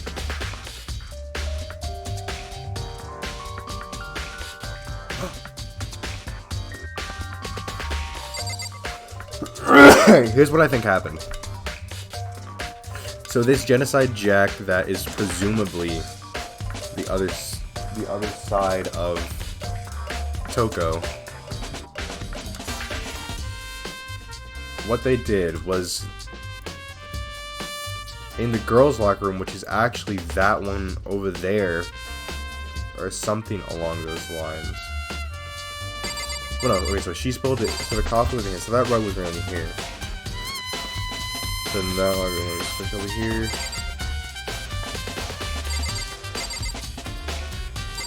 So I think that maybe they used the handbook to get into there. And I want to say that she was actually murdered in the boys' locker room. And then, which is over there. And then she switched the rugs because it's going to have blood stain on it in order to make it appear as though she was murdered in here. And also for some reason switched the pictures. I don't know. I thought I had something come together, but not quite. Alright, so we need to go find Celeste. And we also need to go back to the library. So they said the warehouse.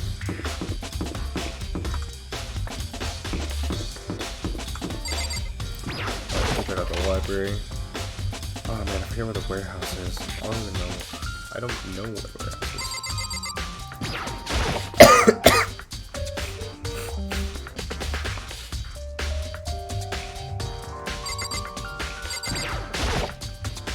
I want to take it on with the genocide Jack. I know it's somewhere around here. Oh, it's gone. Did someone take it to the art shop, the other do something like that?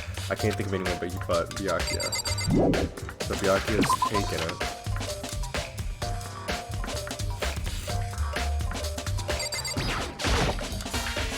This is quickly over death level of death.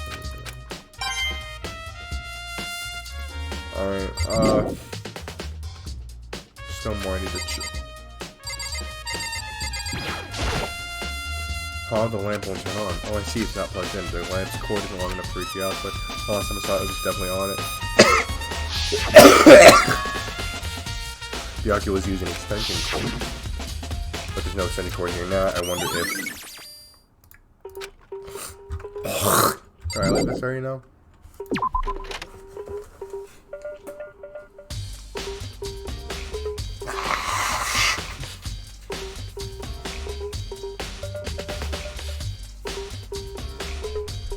Alright, we need to make our way over to the warehouse.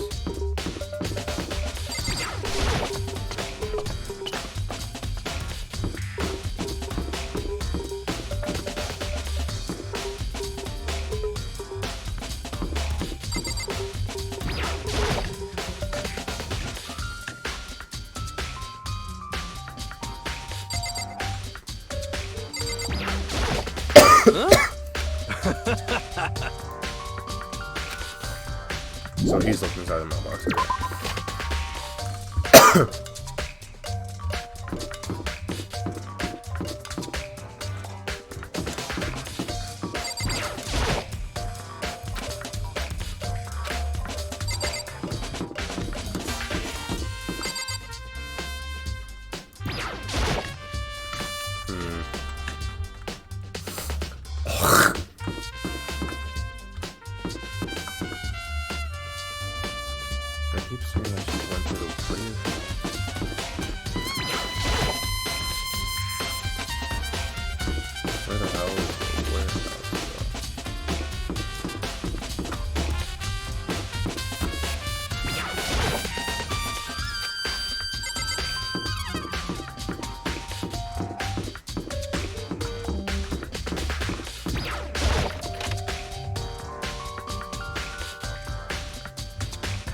There she is. Celeste, what are you doing here? This warehouse is amazing. It has absolutely everything one might need to live a full life. From food to clothes to towels. There's an endless supply to choose from. I see that, but have you found anything related to the case? Most unfortunate. I knew you were going to ask me that. I thought talking about the warehouse itself might misdirect you, but I see it was pointless. Then did you find something? Very well. I will tell you and all. Actually, last night I saw her here. Chihiro was in the warehouse. What? Really? Indeed. This was right before nighttime. What are you doing out this late? Oh, I was just... Are you planning to go exercise, perhaps? What? How did you know? Because I can see a blue track jacket sticking out of that duffel bag you're carrying. Oh, you're right. Thanks. Well, I'd better get going. I'm kind of in a hurry. Might have to change your item. She stuffed the jacket into her bag in a hurry. It was almost like she was trying to hide it. And just like that, she was gone. Yes, indeed. I assumed she was merely stocking up to go exercise in the morning, but it would appear she ignored the nighttime rule and headed directly to the girl's locker room. If she hadn't broken our rule, none of this would have ever happened. You get what you deserve, I suppose. So apparently, she went to the girl's locker room late at night in order to exercise without anyone knowing. But the strange thing is, there was no trace of the track jacket or duffel bag Celeste said she saw Chihiro carrying, which would mean the killer would have gotten rid of it somehow. Celeste's account. Alright, very useful information, and we've learned that Celeste does not have as much of a kind of weird French-German accent that we're talking about. Alright, well, first place I want to go is the incineration room, because this is where they tried to burn the clothes last time.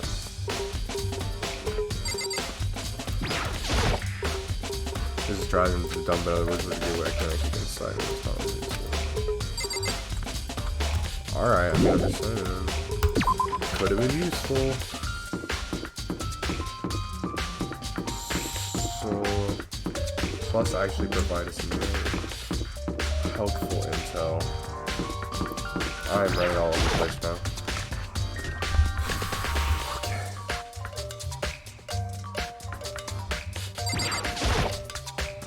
Oh, Hina, how's Toko doing? Same as before. She won't come out, and she keeps on mumbling something about Genocide Jack. So I just left her there. You left her? My head was all swimmy and I was getting pretty hungry. Yeah! Oh, but don't worry, I'm gonna head back as soon as I'm done eating.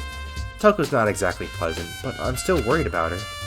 Speaking of which, what are you eating? A donut, of course. Of course. There's two things I'm sure God created. Outer space and donuts. Really? I bet Chihiro would have liked to eat more donuts. Maybe that was her one big regret. I should have tried to spend more time with her. Come to think of it, who did she spend time with? Yeah, she was a little bit strange. Didn't really hang out with the other girls much. It was like she was trying to keep her distance from us. Actually, Sakura said something similar. She said that even though you and her invited Chihiro to exercise with you, she always refused. Yeah, totally. Oh, fuck, that was me. Yup, it's true. And it wasn't just us either. It was like she stayed away from all the girls. Was she just shy? I don't know. She talked to the boys all the time. Isn't it kind of weird to be shy around your own sex, but totally fine with the opposite sex? Oh wait, maybe. Maybe she was used to guys spoiling her. The law says you can't judge a book by its cover, right? You think so? I never really saw her as that kind of girl.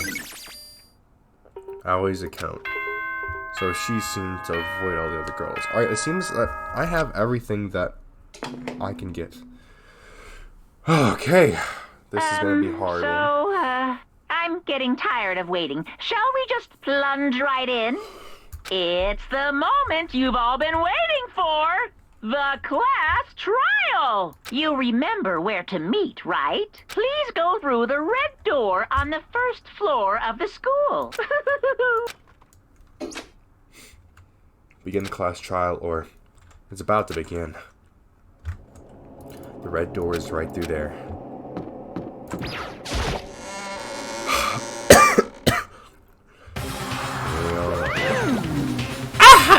So, is everyone ready to...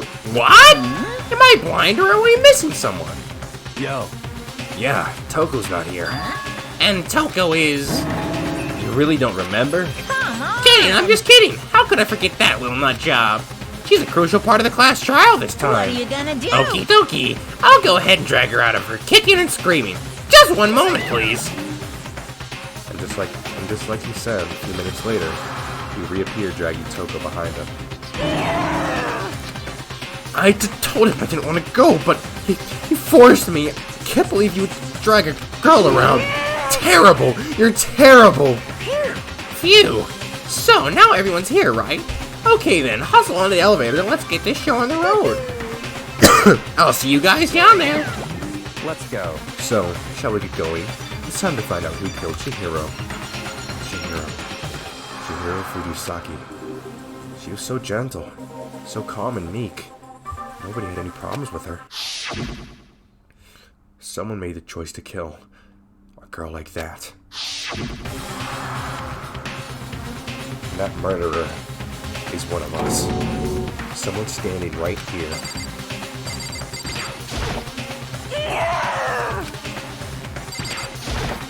Hey, come on. Fucking Toko, man. What's got her so worked up? There's something odd about Toko's behavior.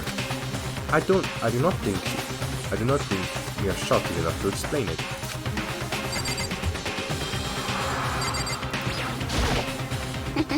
I guess there wasn't much help at all on this one. I gave you plenty to work with. Show us how far your logic can take you. Miss Fujisaki, I must admit, for being 3D, she was quite remarkable.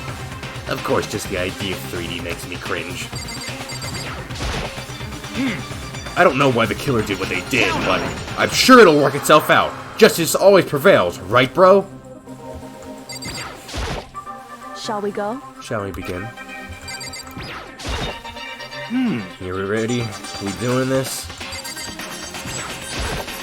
Well, I will uncover the villain who performed such heinous acts on a weaker individual. Let's go. We have no choice, right? We have to do this. It's true. Yes. I give a small nod in reply.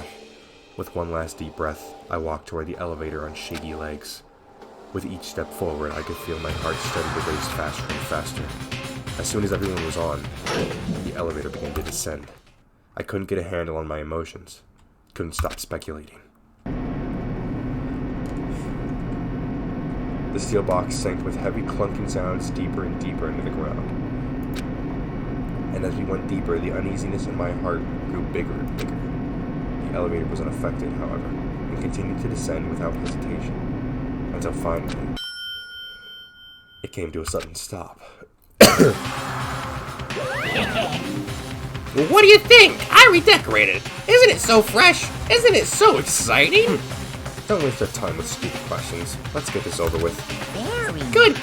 You're rip-roaring to go. Gotta say, I don't hate it. Not at all. Okay then, let's get this show on the road. Everyone, please find your assigned seats. And so the curtain opened once again. A deadly judgment. A deadly deception. A deadly betrayal. A deadly riddle. A deadly defense. A deadly fate. A deadly class trial.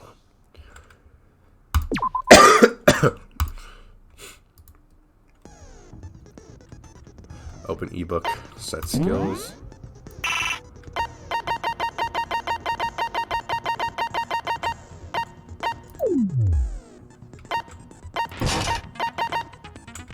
Melodious voice, that's the only thing I have. Shit.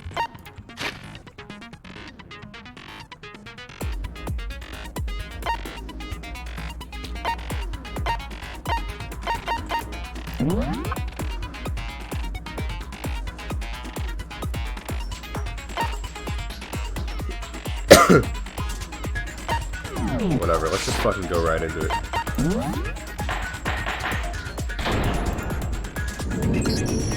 Let's begin with a basic explanation of the class trial. So, your votes will determine the results.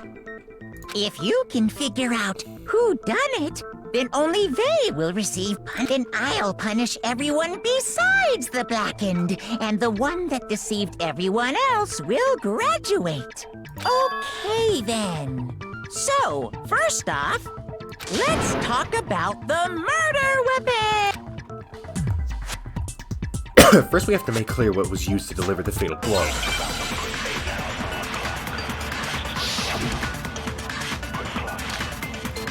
Walk room dumbbell. Chihiro's fatal injury. It appears it was a head wound. According to the Monokuma file, the killer used a blunt instrument. But what kind of blunt instrument could it have been? Shit. Oh, fuck. Oh, God. Chihiro's fatal injury. Oh, shit, that was really It bad. appears it was a head wound. According to the Monokuma file, the killer used a blunt instrument. But what Oh, kind we only of have blunt fucked untimed? instrument Oh, could it shit, I didn't have even realize. I bet it was an iron pipe. been? Interesting. I fucking That missed. certainly would make for a powerful weapon. Oh, shit. Poor Chihiro.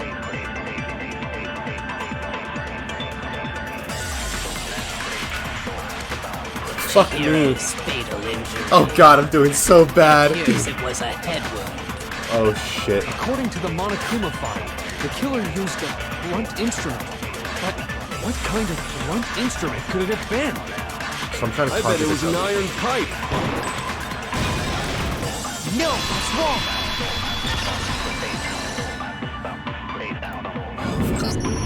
Can we agree that the object that dealt the fatal blow was the dumbbell? Found at the scene of the crime? It was covered in blood. And there was nothing else at the scene that could have caused that kind of injury. And the wound on the victim's head is consistent with the shape of the dumbbell. As far as I'm concerned, there's no mistake and no room for doubt on this one. You looked at her head wound? Yes! That's so creepy! If you don't mind, I will proceed from here. Let's move on to discussion of the culprit. Although, I believe the criminal behind this heinous act is already quite clear. What? For real? Chihiro's killer is the fiendish serial killer, Genocide Jack. Genocide Jack, fiendish serial killer. Did he really kill Chihiro?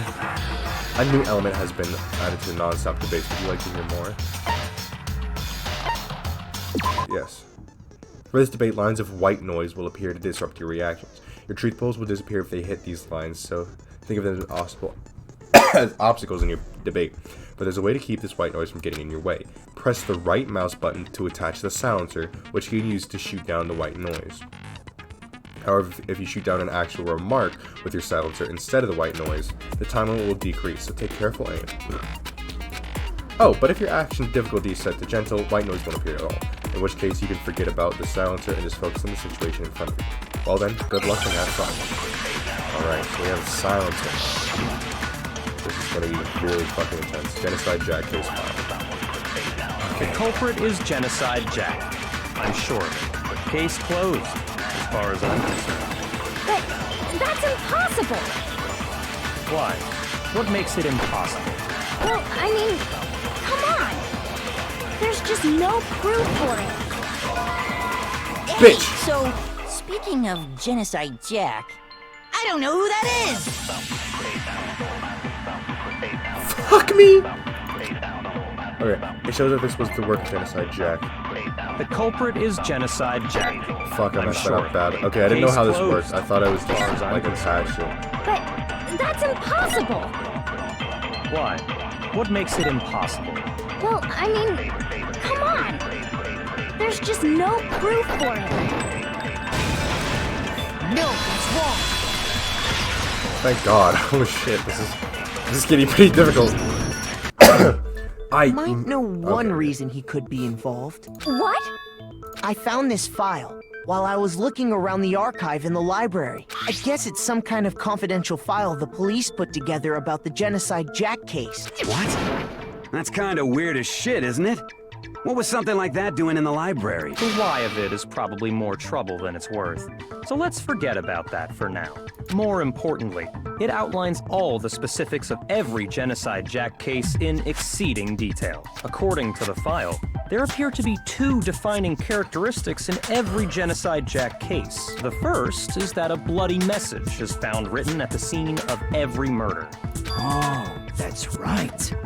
Boob lust. No. It's actually bloodlust. But more important is the other characteristic, and it's something that has never been made public. Never made public? What the hell is it? Why don't you tell them, Makoto? The other characteristic at large doesn't know, if I'm not mistaken, it has to do with the pissing in the body.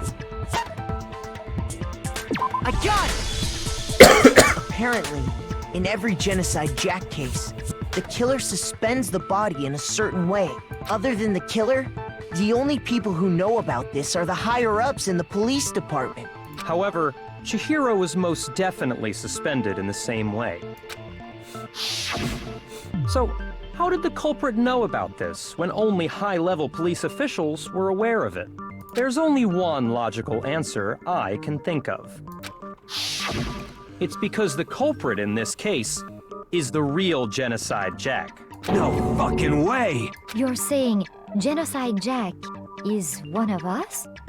Yes. In fact, He's one it's of Toko. us. What? Genocide Jack's true identity is Toko Fukawa. What? Hey, okay, wait, hold on a sec. Toko has, like, bloodophobia or whatever, remember? What kind of serial killer is afraid of blood? Is Toko Genocide Jack? The answer is yes and no. Another riddle. Man, why is this gotta be so complicated? I knew it. It's a riddle for sure, but I feel like I understand it. What it means for Genocide Jack to be Toko, but also not Toko. The answer to that is that she's not just one person, but multiple people, right? Hangman's Gambit. H-I-H. Oh shit.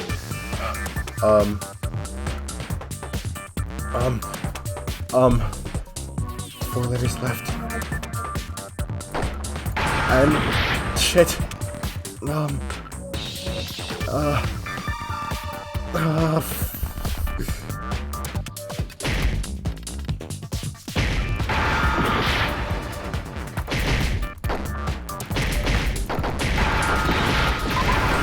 I don't know what I'm doing! Fuck. Nobody wants to hear what I have to say. Uh-oh, we've already come to the end of the debate. Well, the cops are the face during now, it's time to reveal who's black and oh no.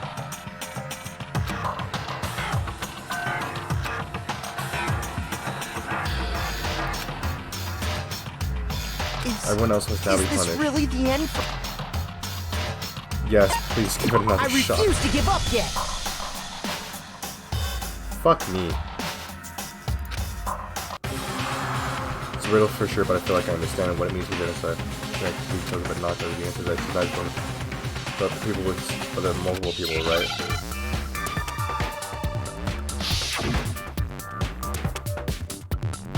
It's a word.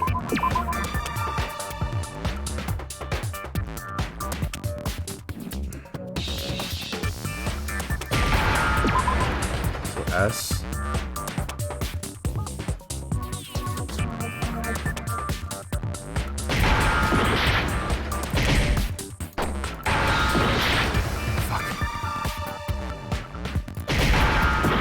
Oh shit. I got 2 hearts left.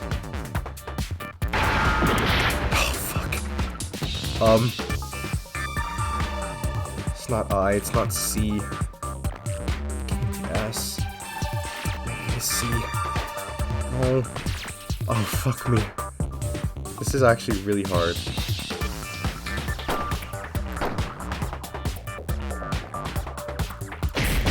That's wrong. So wrong. Oh man. And I only have 5 minutes.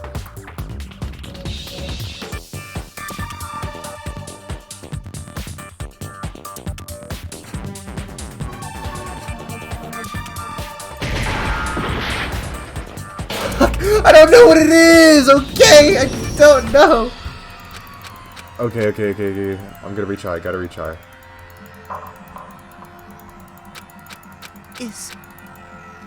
I refuse to. I'm really bad at this. Good lord, I'm bad at this. Okay, it's really should I play good fan. But this have ideas is also not so you think not one person, multiple people. Okay, so the first one is S. Hangman's Gambit. Fuck me. H-I, so S. L. Not L.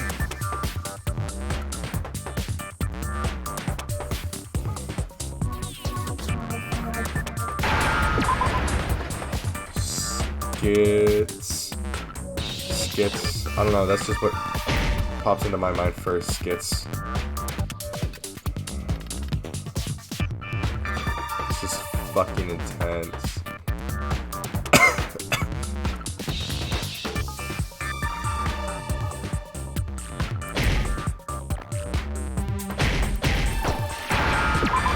Holy shit!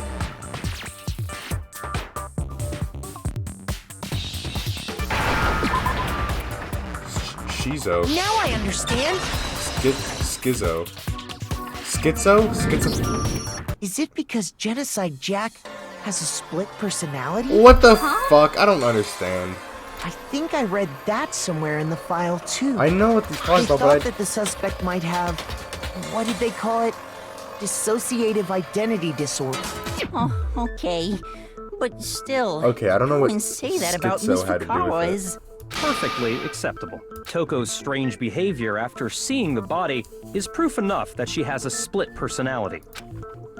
The one thing that shows Toko could about a split personality is that her behavior. I got it! You're talking about how she started acting totally different than usual, right? That's right. Think back. She fainted when she saw Chihiro's corpse, and then, when she woke up...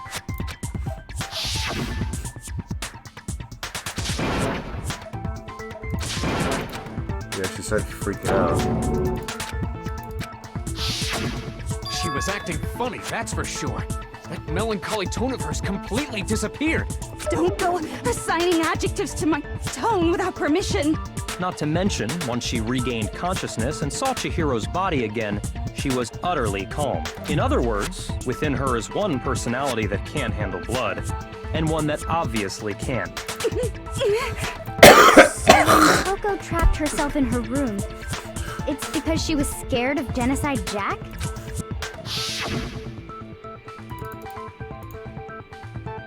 I won't let Genocide Jack have control. I'll drive out the killer, drive out the murderous team. The reason she locked herself in her room wasn't to keep other people from getting in. It was to keep her other personality from getting out. What? Toko was afraid. Afraid of the murderous fiend inside of her. Of killing even more people. How? Yeah. How can you know all this? I do believe you misunderstood. What she's trying to say isn't, how can you know all this? No. What she wants to know is, how could you tell them? Oh, he found out about her secret. Huh?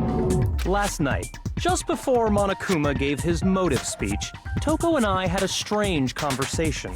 She told me a most interesting story. She said a murderous fiend lived within her, and she was afraid it could appear and attack at any time. And that trepidation is what's caused her to have such a bleak attitude.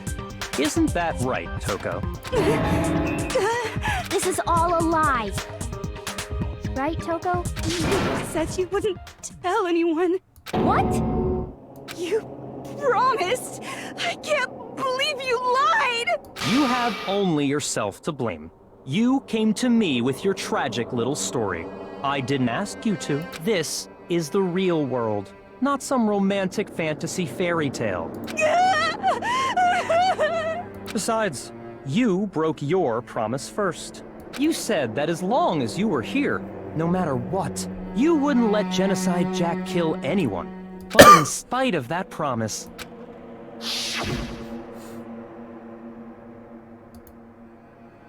I'm sorry I couldn't keep my promise, but don't worry, never again. I won't let Genocide Jack have control ever again.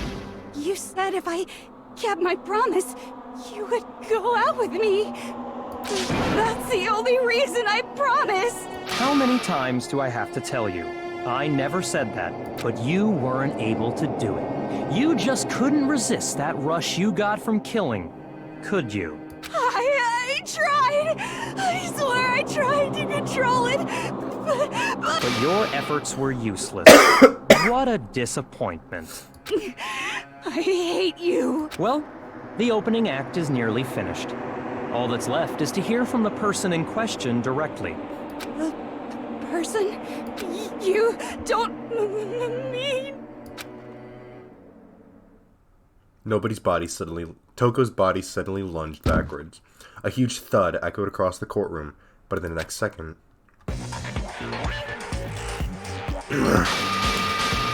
Well, hello there! Is it me you were hoping to see? Genocide Jill. What the heck? Figured it out, huh? Well, whatever. What are you gonna do? I'm the ultimate murderous fiend, Genocide Jack! Or better yet, let's go with Genocide Jill! What the fuck is this? Toko, what happened to you?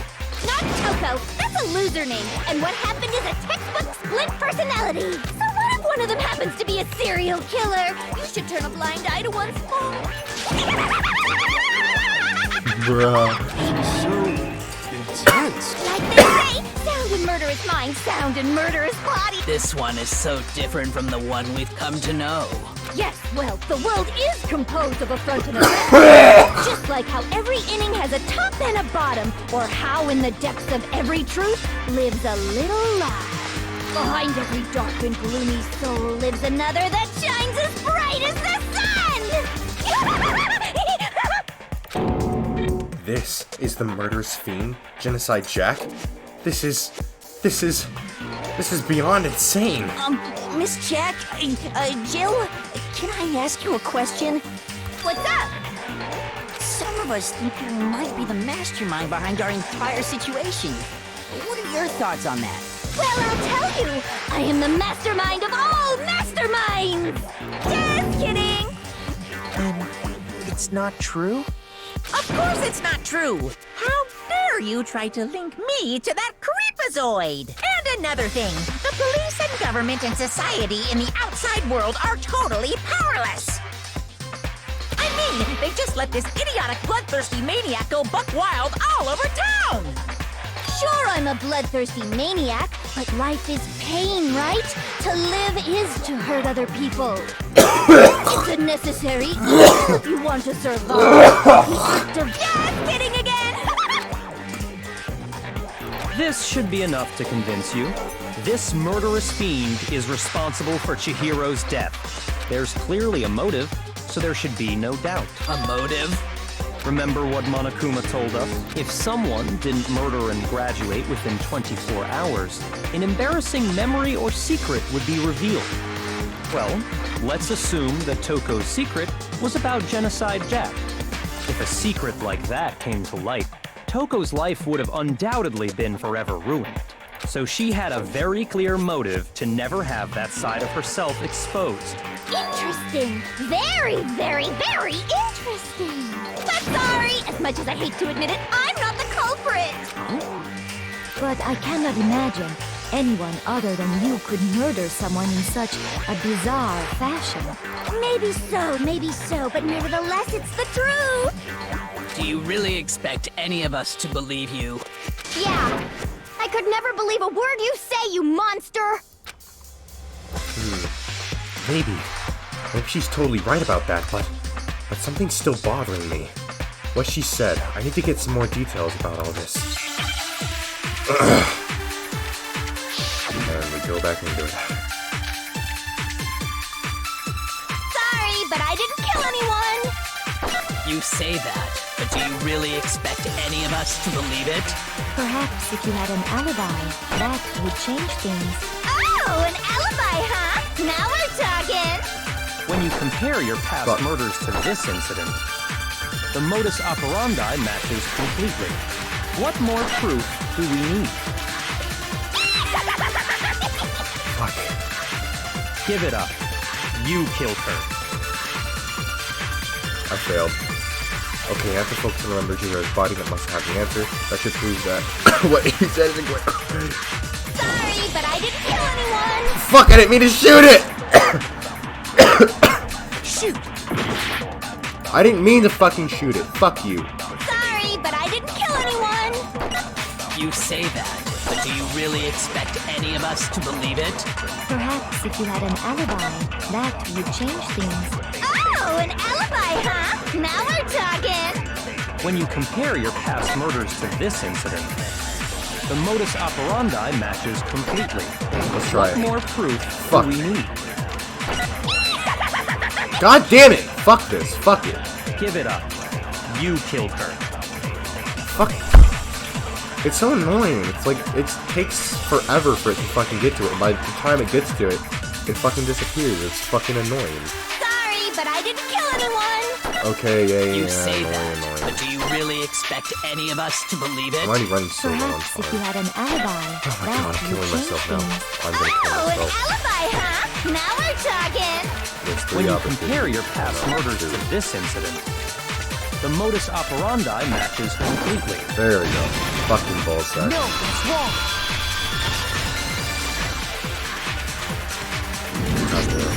Are the methods of murder really exactly the same? I'm not so Yeah, 'cause sure she about didn't use that. the knife. That's her thing. She puts him up like that, I but think she there's a uses the slight knife. difference between the Genocide Jack cases and this one. Huh? How's it any different? Uh-oh, you don't know? Well then, human garbage, let me tell you! I murder with passion and conviction. I consider myself a professional, and I have a very particular way of doing things. Imagine you go to a fancy Italian restaurant. They're very picky about the noodles, the sauce, everything. But what happened to Chihiro? It'd be like if that same Italian restaurant started using ragu or Chef Boyardee. This is no creation of mine. Let me rephrase that in a way that maybe makes more sense. There are two clear differences between the Genocide Jack cases and this one. There's one clear difference between the murders. In the photo of this, I can look at the neck and stomach. Here you'll see the clear difference. The fatal injury. For one, the cause of death is different. In the Genocide Jack murders, all the victims were killed the same way. According to the case file, they were all apparently killed with a pair of scissors. But Chihiro died from a blow to the head, right? Ah, yes. That is remarkably different from the other murders.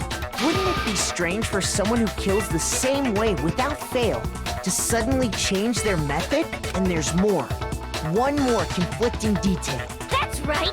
In my recipe of murder, if the bloody message is the tortellini, then the arrangement of the body would be the pesto sauce. Could you please stop comparing killing people to cooking?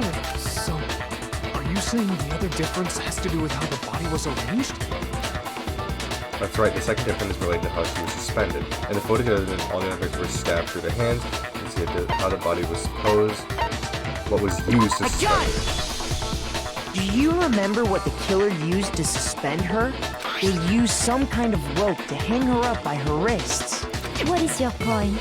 Well, in all the previous Genocide Jack cases, something else was used to suspend them. Specifically, pairs of razor-sharp scissors. And guess what? I used my own specially designed scissors for the murders and the arrangement. Like I said, I'm a professional, so naturally I'm very picky about the tools I use. And you know what else? Big Mac said there's two differences, but he's wrong. Big Mac? Are you referring to me?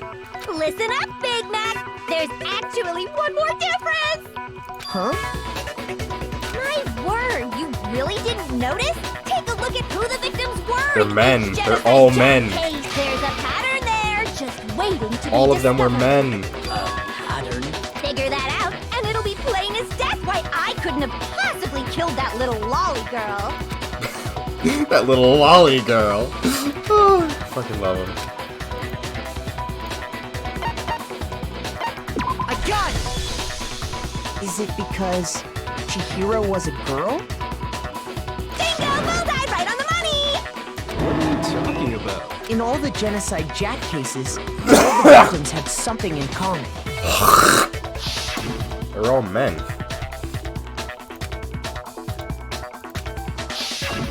They were all guys? That's right! The people I kill with such passion and conviction are all adorable little men! I can't believe I said it! I'm so embarrassed! The hell is wrong with you? I can't help it! I'm just a full-throttle boy-on-boy fangirl, and the mopey side of me just hates it. But now I'm on the fast track to becoming a full-fledged fan madam! So, since Chihiro was a girl and not an adorable little man, you wouldn't kill her? Would an Italian chef suddenly start making ramen just because they're both noodles? Don't be stupid. I have too much passion and conviction I love her to cross that analogies. line. That's the absolute reality of the one and only. We get it. You've clearly explained your hobby and your philosophy. But that's not all there is to it. It's a different matter entirely. Forced to kill Use any scissors. I only use my own set of high-class envy of the entire world scissors. Okay, whatever. There still aren't any in the school. Are you sure about that? I bet she's got some on it. Yep. I fucking do it. She's fully equipped. That's right. So I can kill anywhere, anytime. Why would I resort to dumbbells or rope when I have my trusty scissors by my side? Go ahead, tell me I'm wrong. You can't, can you? Gutter dogs, all of you. Not to mention, I have no clue how to tie a good knot. The rope's totally out of the question anyway. I have no idea what's going on anymore! Could such a heinous villain really be innocent? But the body really was suspended, right? And nobody but the police knew about that. Yeah. That's why we figured it had to be the real deal and not some copycat killer or whatever. So was it Byakuya? There is one person with a bit confidence like that case. Select someone. The only other person who knew about it. The one who showed me it all! It can only be Byakuya Togami!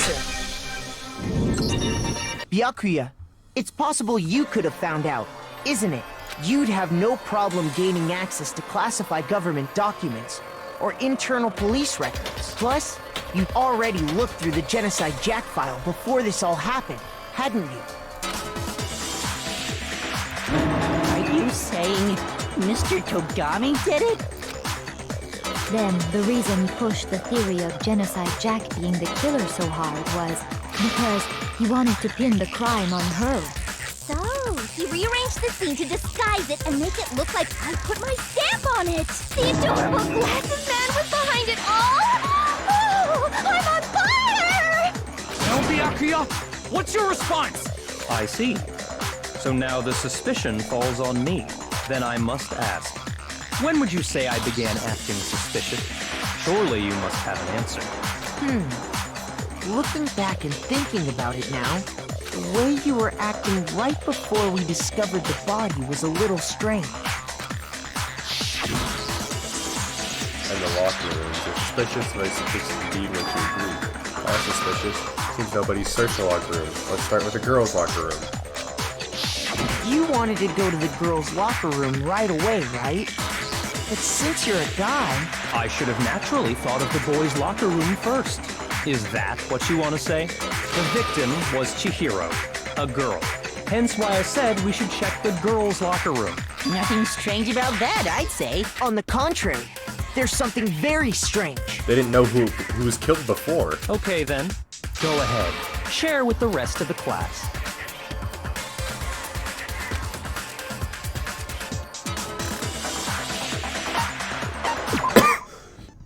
We're gonna add something called a truth flashback. If you aim at a weak spot and hold down the left mouse button, then you'll memorize that weak spot. This memorized phrase can only be shot once as a single truth bullet. If you shoot or change the truth bullet, it will disappear from your truth cylinder. However, you can use this flashback feature as many times as you want. If you don't seem to have the answer to lie or confirm the decision of loaded bullets, it might be wise to remember the different weak spot and make that use case. When's the best time to pressure? We'll just have to between wins. In this case, I will say that if you don't use a flashback, you won't be refuting anything. Well, then good luck now. Okay. Their directions are very fucking vague. So, you said Byakuya was acting kind of weird before we found the body. But he was acting weird. How? If you're presented with the opportunity to check out the girls' locker room, You absolutely take it! That's a natural reaction for any guy! The victim was Chihiro, who was a girl. So of course I would suggest we check the girls' locker room first. There was no time for pointless distractions. What's so strange about that? I wish you'd taken me with you. Because it doesn't make any sense. How could you have known? Because it doesn't make any sense how he could have known before we even found out. Yeah, exactly. Okay, we can make that contradiction clear. So, you said Byakuya was acting kind of weird before we found the body. But he was acting weird. How? If you're presented with the opportunity to check out the girls' locker room, I don't know why I did that. You absolutely take it! That's a natural reaction for any guy! The victim was Chihiro, who was a girl. Fuck! Shoot!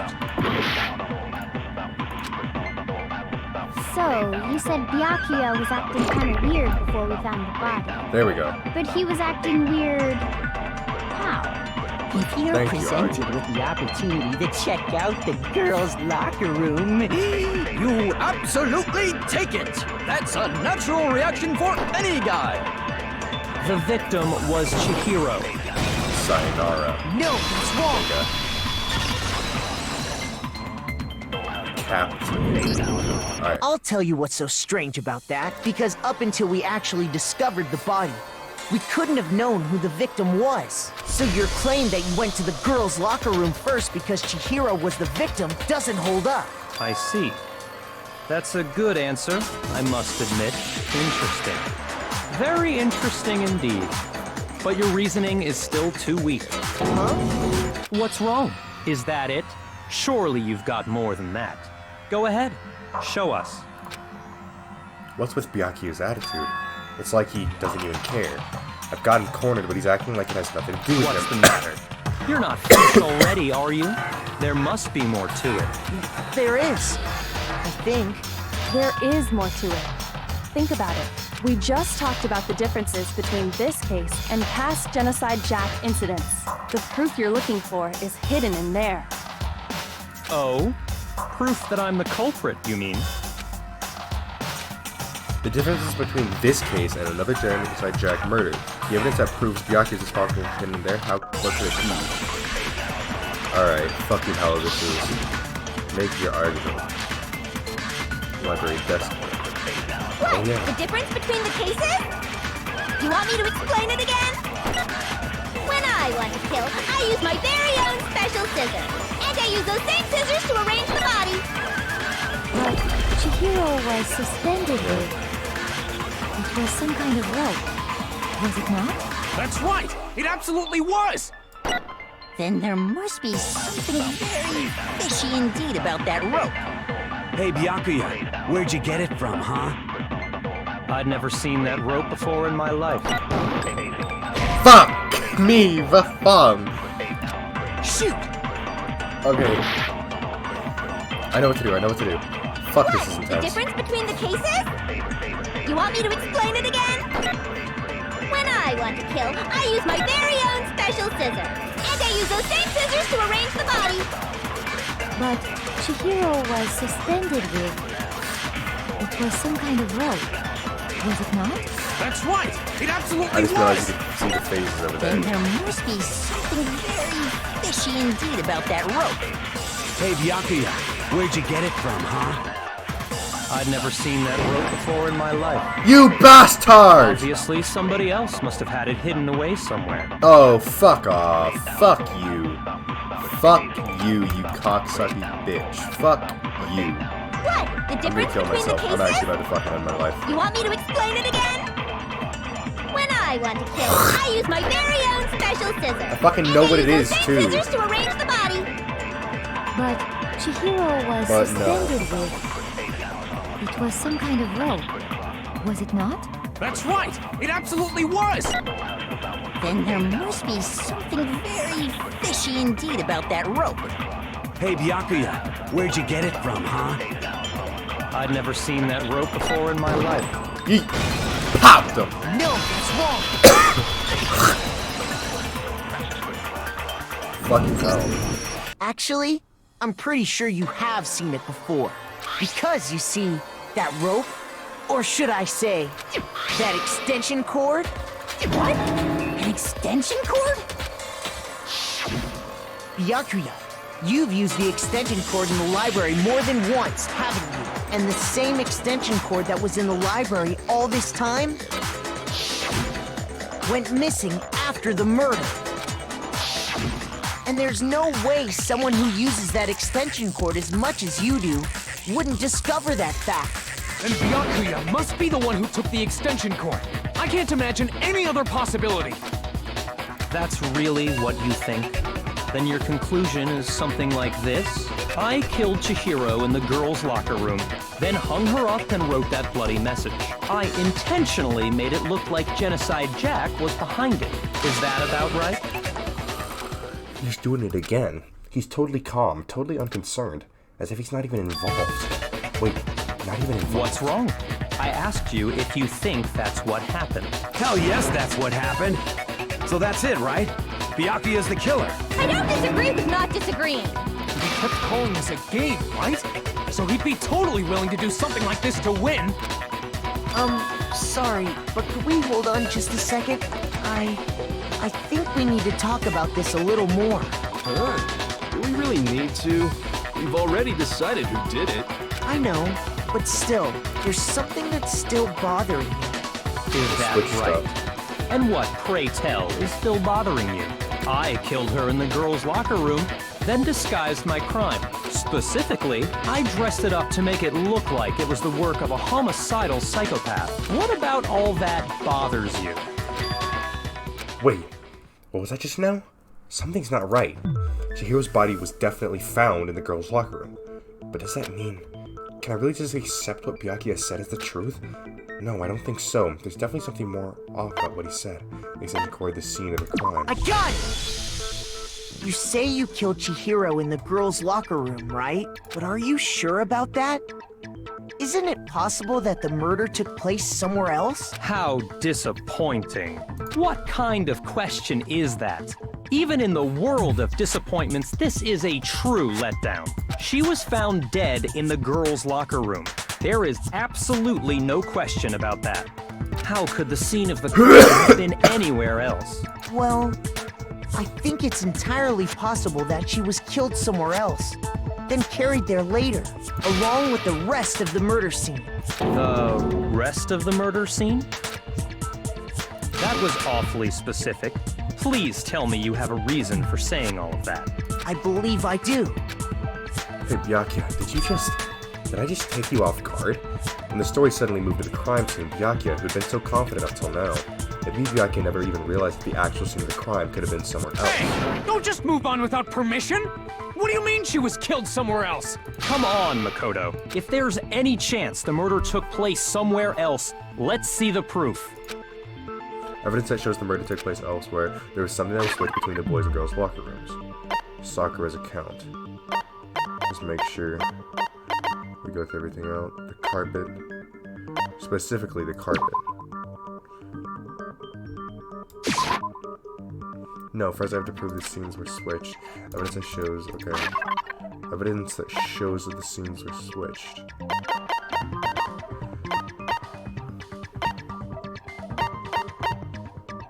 Disappearing stain. That's your proof? Sorry, but you're ridiculously wrong. That's not the best you've got, is it? Now's the time to show me your best reasoning. Looks like I just embarrassed myself in front of everyone. Yeah, I know. I guess I just didn't click on right. No, okay, so it's fucking not that. The posters then, right?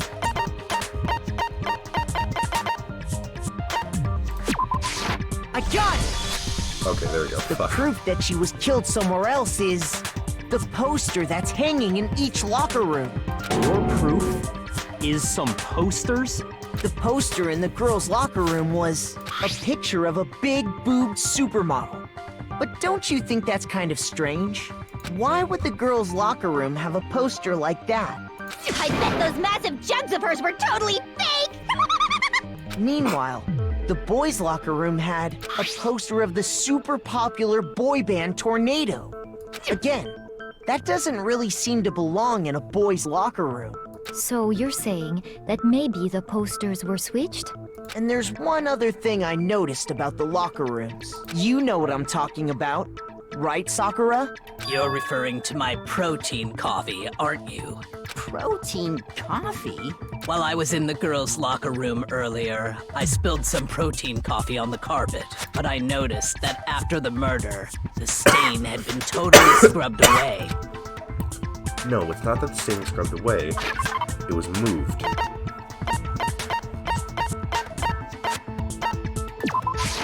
I got it! The stain on the girls' locker room carpet wasn't scrubbed away. In fact, I found it on the boys' locker room carpet. That's definitely the stain from my protein coffee. Then, does that mean that the carpets were switched too? But why would anyone do that? To move the murder scene from one locker room to the other. It's certainly plausible, don't you think? What? In other words, in order to completely swap the scene of the crime, the blood-stained poster and carpet were moved along with the dead body. By doing this, the killer was able to change the entire room where the murder took place. I can certainly follow your reasoning, but why would the culprit bother doing that? Huh? Why would they go to all that trouble of switching the scene of the crime? Actually, an even bigger question. If the murder did take place in the boys' locker room, then how did Chihiro get in the boys' locker room in the first place? In the first? To get into the locker rooms, you have to swipe your e-handbook across the card reader device. Across the card reader device. But Chihiro's handbook should have only allowed her access to the girls' locker room. To the girls' locker room. She had no way to get into the boys' locker room to begin with. No, she did have a way, and I can tell you what it was. I highly doubt that. Shut up! I'm telling you, I know how she could have done it. Is he right? Could you hear really got in the boys' locker room? Yes, she is right.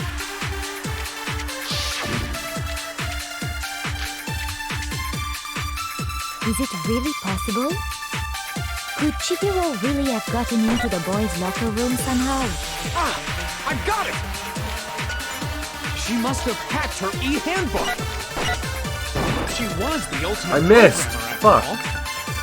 I'm sure that would have been no problem for her. No, I don't think that's it. She used the thing that was in the main hall. Huh? What thing? I'm talking about Leon's handbook, of course. If she had that, she could get into the boys' locker room no problem. Fuck me. What's the user on that? I think it says... Is it really possible? Could Chihiro really have gotten into the boys' locker room somehow? Ah! I got it! She must have hacked her e-handbook. She was the ultimate programmer, after all. I'm sure that would have been no problem for her. No, I don't think that's it. She used the thing that was in the main hall. Huh? What thing? I'm talking about Leon's handbook, of course.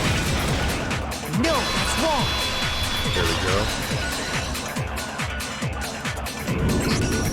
No, I don't think Chihiro used Leon's handbook. Why not? Because Leon's handbook was broken. Oh. Well, then, yeah, I guess that'd be pretty impossible, huh? I am struck silent by how quickly you gave up. Plus, isn't there a regulation against using someone else's handbook? Actually, the rule states that loaning your handbook is prohibited. It says nothing about borrowing one. In other words, you could borrow a dead person's handbook all you want, and you'd be safe. Yup. Hit the nail square on the noggin. Of course, if it were broken, that wouldn't make any sense anyway. So then, she must have hacked hers, like I said. She used her ultimate programmer skills and... You can't fix an e-handbook. The instant you open one up, a security buzzer starts glaring. So, if she didn't use Leon's handbook, and she didn't modify her I own don't know. I handbook, genuinely don't know. Maybe Mr. Naegi's initial assumption is just wrong? It seems like there's no way she could have got into the boys' locker room. So I guess so. Okay then, I vote for Byakuya. Is that it then?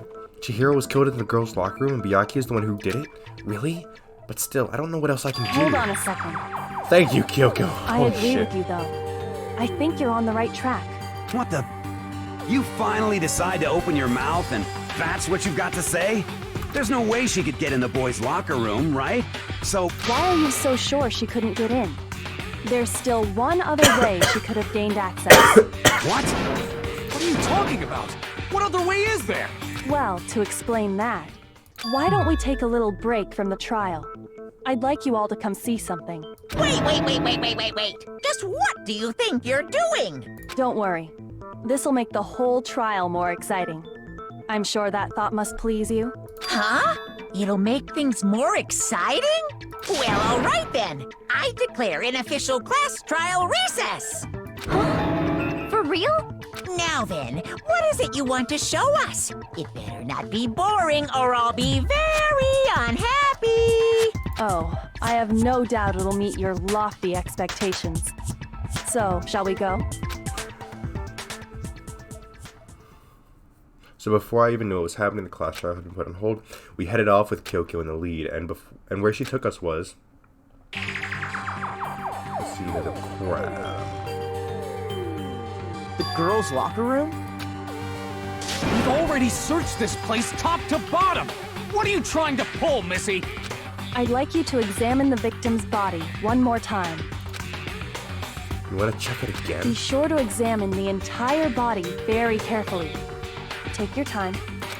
Examine her carefully? Like using our hands? No, wait! It's probably best if I don't run my hands all over a girl's dead body. It's not that I'm creeped out or anything, it's just based on religious grounds, you know? Very well. I'll do it. But you're a girl. You shouldn't have to touch a dead body. Just let one of the boys do it. No, it's okay. I think Chihiro would rather have a girl examine her. So just leave this to me. Sakura. What is this? Some kind of secret girl-on-girl action? Is that what you two are about? That's not it at all. Stop screwing around. Okay, here I go. I'm sorry, Chihiro. Please excuse the intrusion.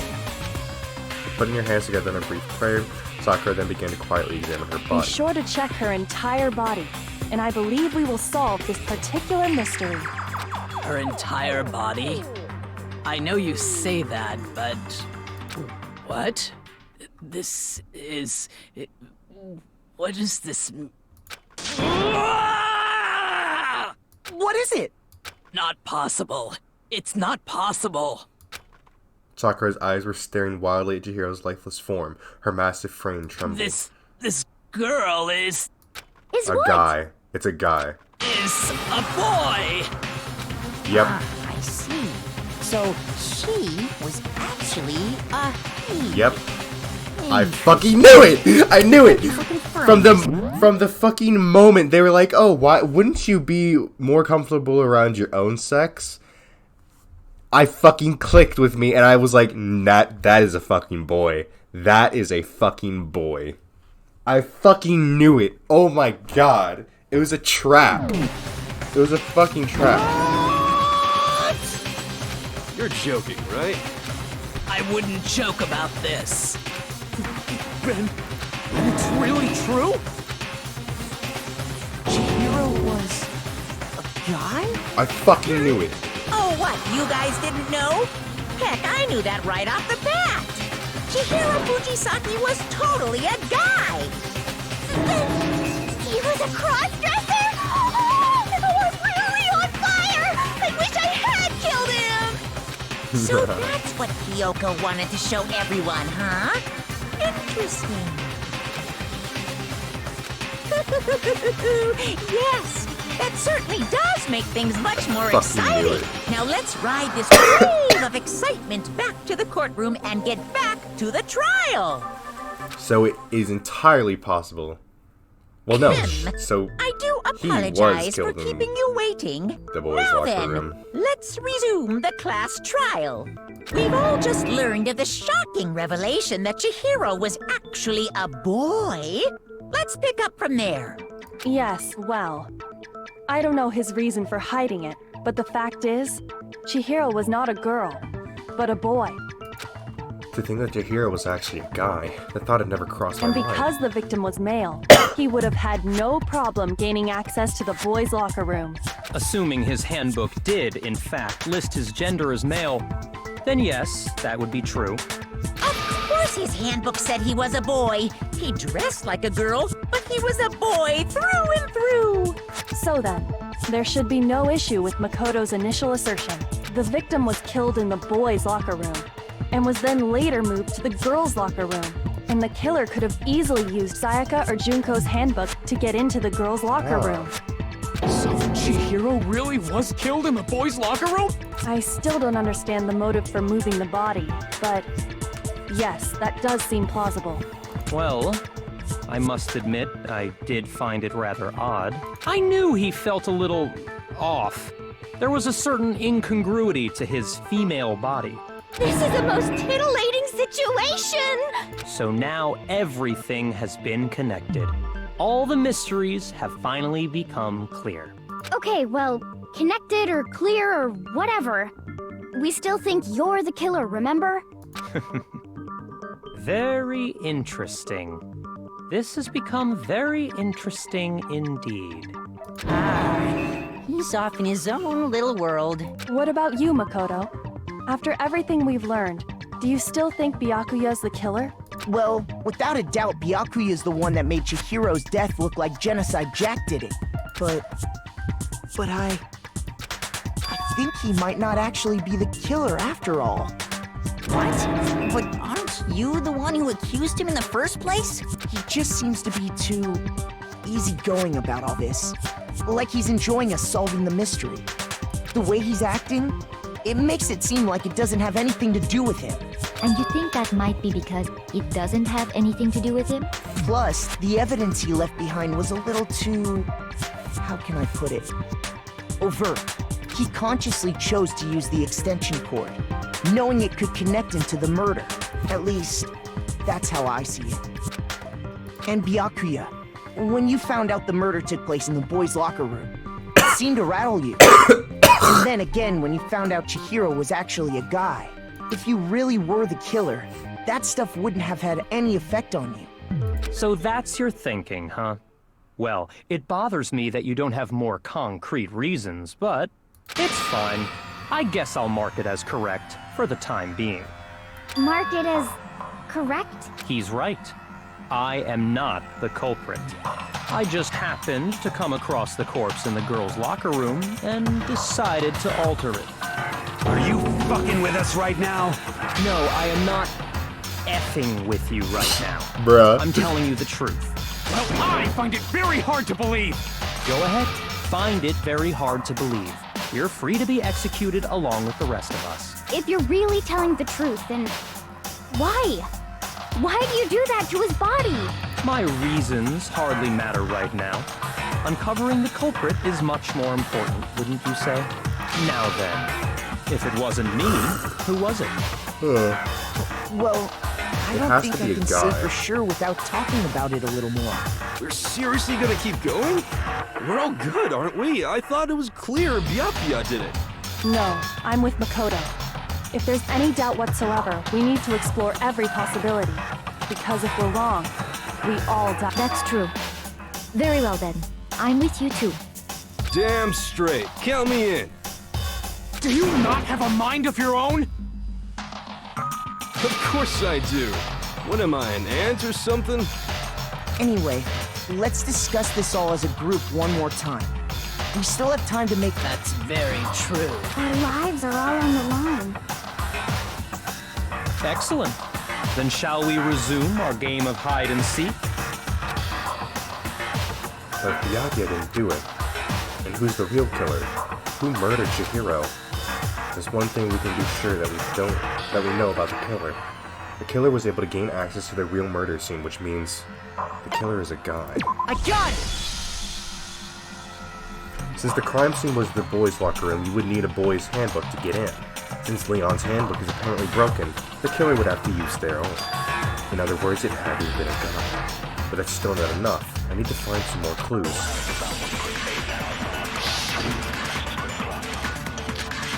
Celeste's account.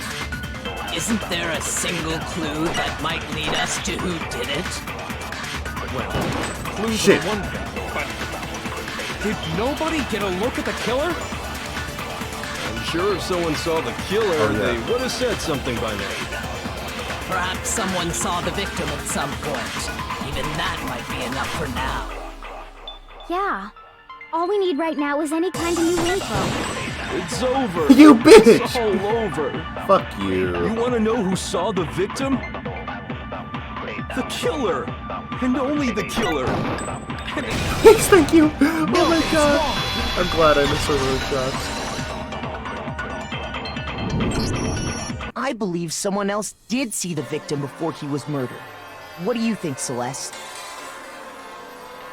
Now that you mention it, yes, I did see him. Really? Oh, but I suppose only Makoto knows about this. Makoto? The rest of you had no idea, did you? That is why you're all making such ugly noises. That is why you're all making such ugly Whatever! noises. Just hurry up and tell us! It was last night, right before nighttime. I saw Chihiro in the dormitory warehouse. In the dormitory. I fucking love her accent.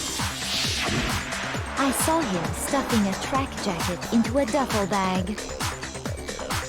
And then, I assume, he headed off to exercise. A track jacket and a duffel bag? But we didn't find anything like that at the murder scene. It seems likely that the culprit destroyed them to get rid of any evidence. And that is when he said something that struck me as rather odd. Well, I better get going. I'm kind of in a hurry. Chihiro told me he was in a hurry.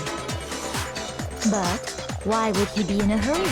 Only if someone were waiting for him, I should... So, Mr. Fujisaki was on his way to meet with someone, and then they were going to work out together? But Hina and I had invited him to exercise with us plenty of times, and he always declined. Probably because he was afraid you'd find out the secret he was hiding, right? Which means that conversely, he must have trusted whoever he was meeting with very much. Enough so that he was willing to risk his secret being revealed. Oh, what a marvelous trick! The point is, whoever he met up with is the culprit, right? So we just gotta figure out who it was. But knowing what we know, I can't even guess. No. You already have what you need to make the connection. Huh? You know who the killer is. Seriously? Who is it? Who's the killer? Think back to the track jacket and duffel bag the killer disposed of. Focus on the details of these items, and it should become obvious who was waiting for him. Are you sure about that? You really think we can figure out who did it based on 2 pieces of evidence that we don't have? I fucking love everything about Celeste. What? You want to track down some fingerprints or something?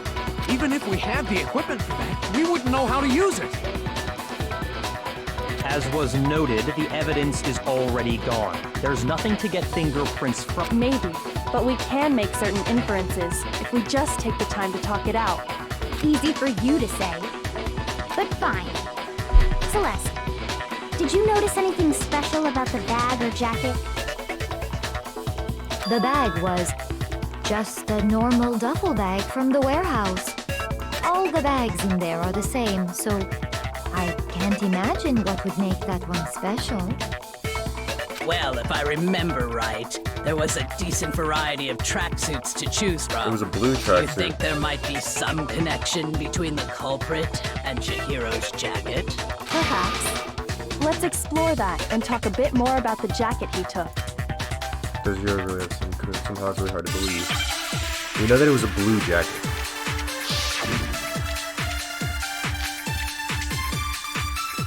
First of all, we know where Chihiro was headed.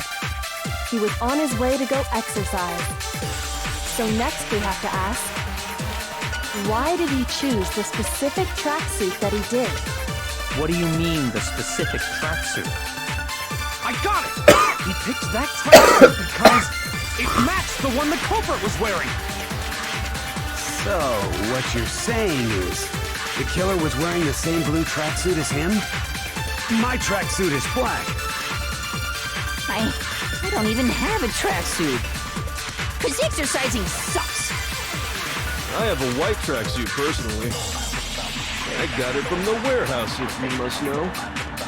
Did any of that really help us get any closer to figuring out who the culprit is? No way. Not a chance. You heard him, right? What he just said without even realizing it? He's like, what he just said just sounds really odd. How did he know something like that? First of all, we know where Chihiro was headed. Okay. He was on his way to go exercise. So next we That's have to something when ask, a guy says. why did he choose the specific tracksuit that he did? What do you mean, the specific tracksuit? I got it! He picked that tracksuit because it matched the one the culprit was wearing. So, what you're saying is, the killer was wearing the same blue tracksuit as him? My tracksuit is black. No, I saw it. Shoot! Same blue tracksuit. We never mentioned a blue tracksuit. First of all, we know where Chihiro was headed. He was on his way to go exercise. Maybe I need to do that. So next we have to ask, Oh god, this is getting really why fucking did he choose close. the specific tracksuit that he did? What do you mean, the specific tracksuit? I got it! He picked that tracksuit because it matched the one the culprit was wearing. So, what you're saying is, the killer was wearing the same blue tracksuit as him? My tracksuit is black. Fuck. Shoot! God damn it. First of all, we know where Chihiro was headed. He was on his way to go exercise. So next we have to This is ask, getting really intense, dude. Holy why shit. did he choose the specific tracksuit that he did? What do you mean, the specific tracksuit? I got it! He picked that tracksuit because it matched the one the culprit was wearing. So, what you're saying is, the killer was wearing the same blue tracksuit as him? My tracksuit is black. I don't even have a tracksuit. Cause exercising sucks. I have a white tracksuit personally.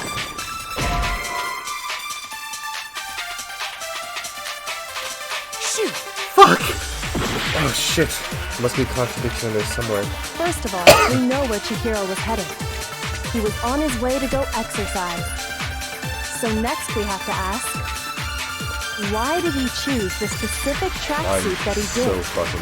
What do you mean, the specific tracksuit? I got it! He picked that tracksuit because it matched the one the culprit was wearing. So, what you're saying is, the killer was wearing the same blue tracksuit as him? My tracksuit is black. I don't even have a tracksuit. Cause exercising sucks. I have a white tracksuit personally. I got it from the warehouse, if you must know. Did any of that really help us? I don't know! I don't know! Who the culprit is? No way. Not a chance. You heard him, right? What he just said without even realizing it?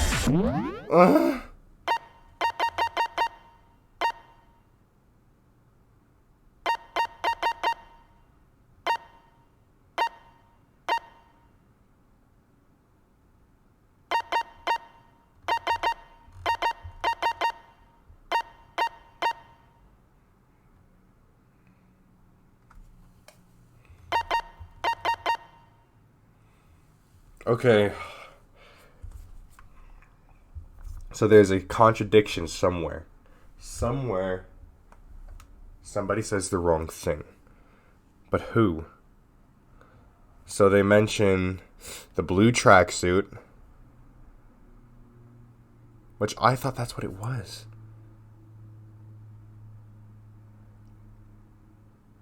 And then they mention, oh yeah, I have a black one. And then he says, I have a white one.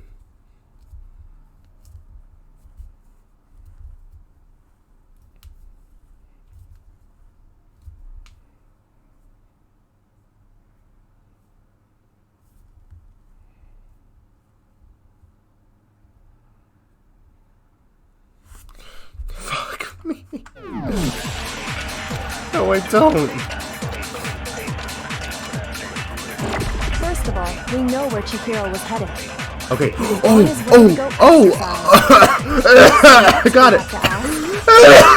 Why did he choose the specific? I got it. tracksuit Oh my god. Okay, that was What some. do you mean? That's some. Okay, fuck that. That's some fucked shit. I got it!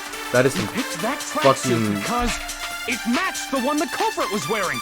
They really fucking. So, what you're saying is, the killer was wearing the same blue There it is, tracksuit right as there. him? No! What the fuck? What the fuck? Shoot! Oh my god, no! First of all, we know where Chihiro was headed. He was on his way to go exercise.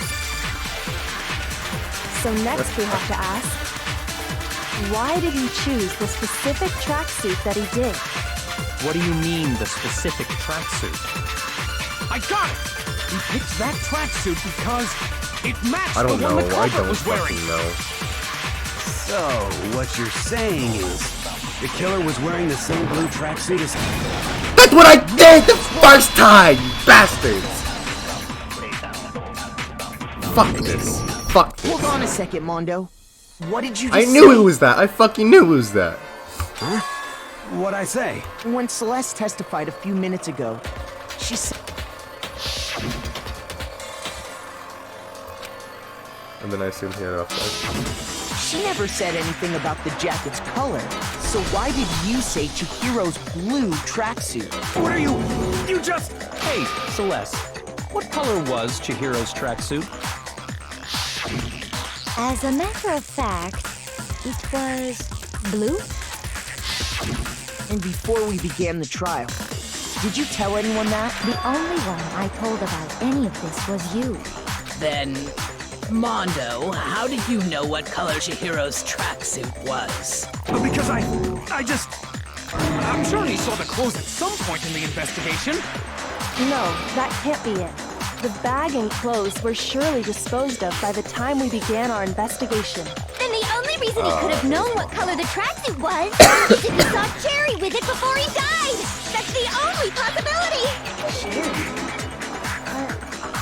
Are you talking about Chihiro?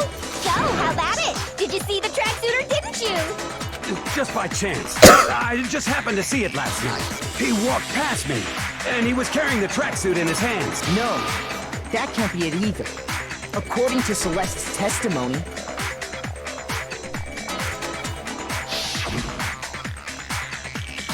She stuffed the jacket in her bag and hurried. It was almost like she was trying to hide it. And just like that, she was gone. when Celeste noticed it, Chihiro made a point of making sure the jacket was completely in the bag. If you just ran into him briefly, you couldn't possibly have seen what color the tracksuit was.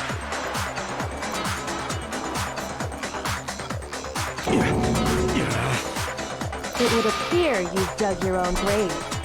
Perhaps. But you handed him the shovel, didn't you? That's why you said what you did. Focus on the tracksuit and it'll be obvious who he met with? What a bunch of nonsense. Ah, now I understand. It was all one big bluff, wasn't it?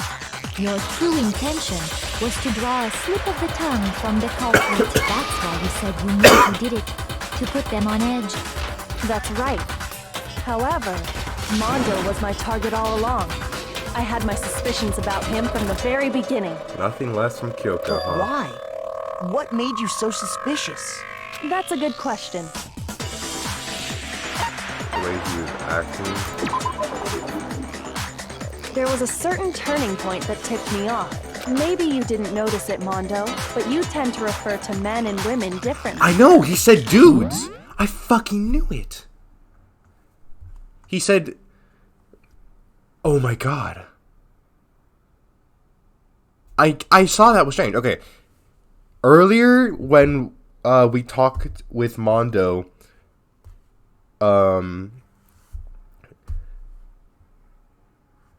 so I'm pretty sure it was when we went back to the girls' locker room after we came from the archive, I believe. And we were looking for more clues in there. We talked with Mondo, and he said dude had a strength complex or a weakness complex. And that...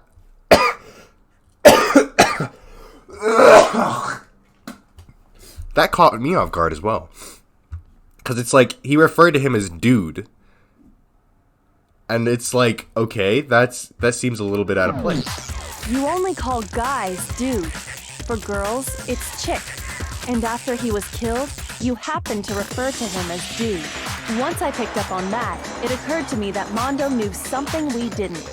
You noticed such a tiny detail? Are you a witch? She's a witch! You're positively frightful! No, I'm not the frightful one. Not nearly as frightful as someone capable of murdering a friend. Mondo, was it really you? Did you really kill Chihiro? I didn't kill anyone! You've been all over me, judging everything I say, putting words in my mouth. What gives you the right to treat me like a goddamn criminal? Chilled with him this morning. Yeah! He would never do something like that! This is a false accusation! It's true. My reasoning on that is pretty shaky. That was fast. Well, this does present us with a problem. It seems we are all out of leads. I love Swiss. My time has nearly come. That's what my little ghost friend is telling me.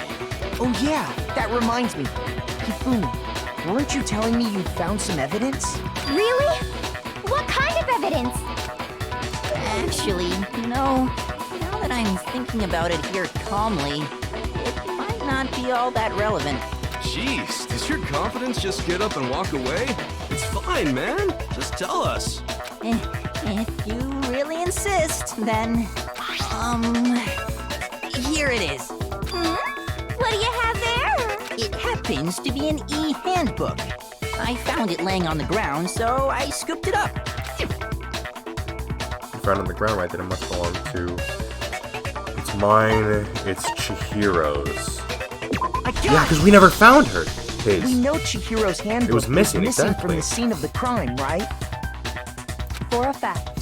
For a fact indeed. And Monokuma, I fucking forget his name already, said that they can't break, so if we can get it to reboot, totally we sure find I out. found it. Then it must hold some clue about the culprit, right?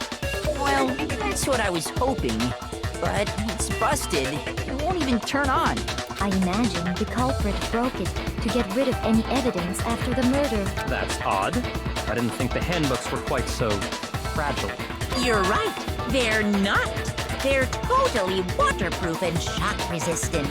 It would take an awful lot to break one. And yet, this one does appear to be broken, as is Leon's, sitting useless in the main hall. For all your confidence, that is a remarkably high failure rate. Do you think there might be some kind of mystery in there somewhere? How, precisely, did the handbooks get broken? Hacking it, exploiting bug by hitting its weak point. I got it! I say hitting his weak You already point. told us before that the handbook has one weak point, didn't you? You remember that? Because, like, the only reason I said that is because, like, they said hacking it, but considering that this is after Chihiro's dead and the handbook has been taken and it's broken, Chihiro wouldn't have been able to hack it.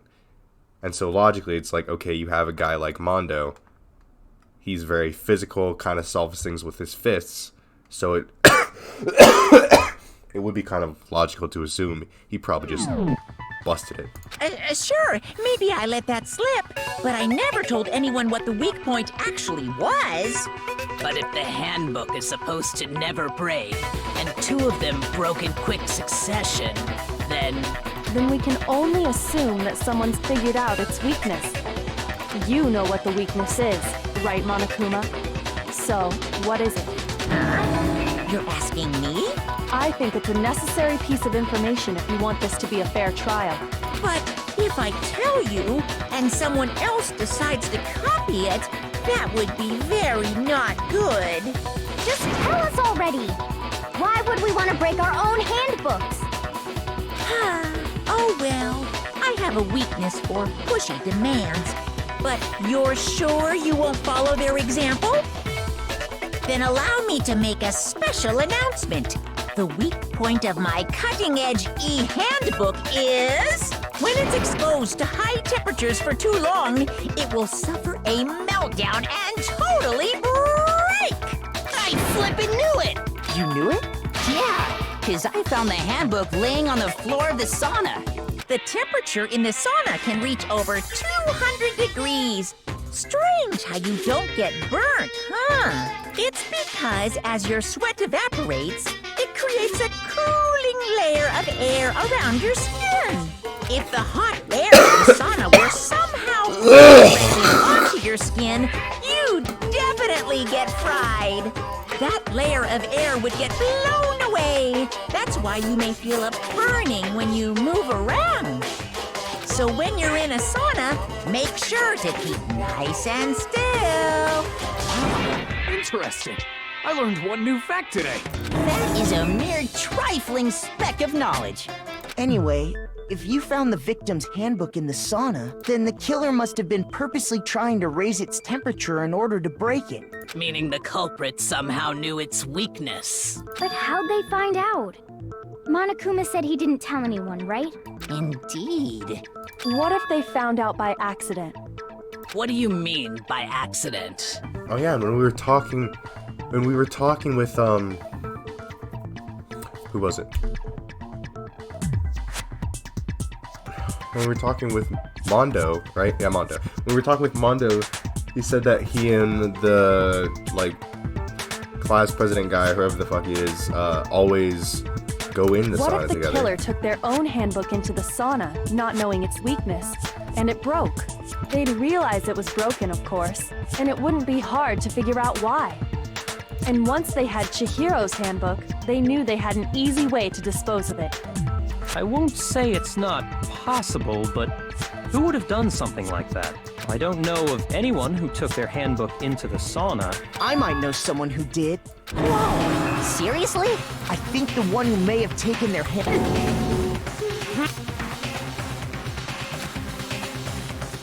It had to be one who wore all their clothes in the sauna. It was.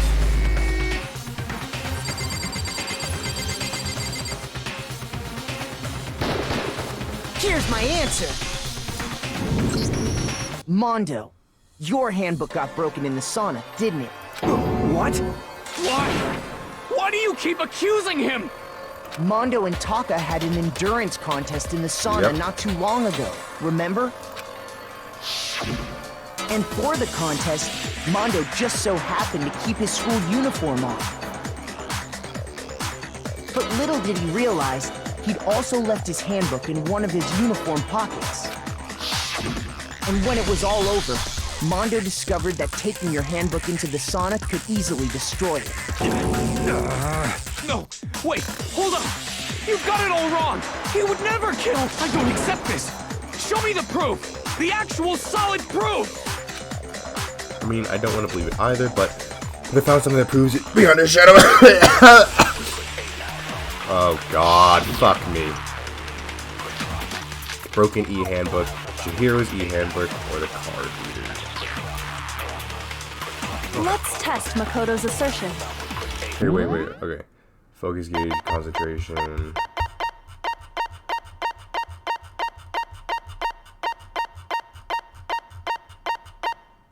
Q key. If what he says is correct, then Mondo, you broke your own handbook. In other words, if Mondo's handbook is actually broken, then that proves that what Makoto said is right. Well, my goddamn handbook works just fine! See? Look! Makoto was wrong after all! Mondo wouldn't hurt a fly!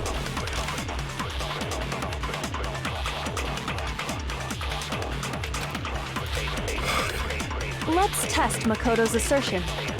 If what he says is correct, then Mondo, you broke your own handbook.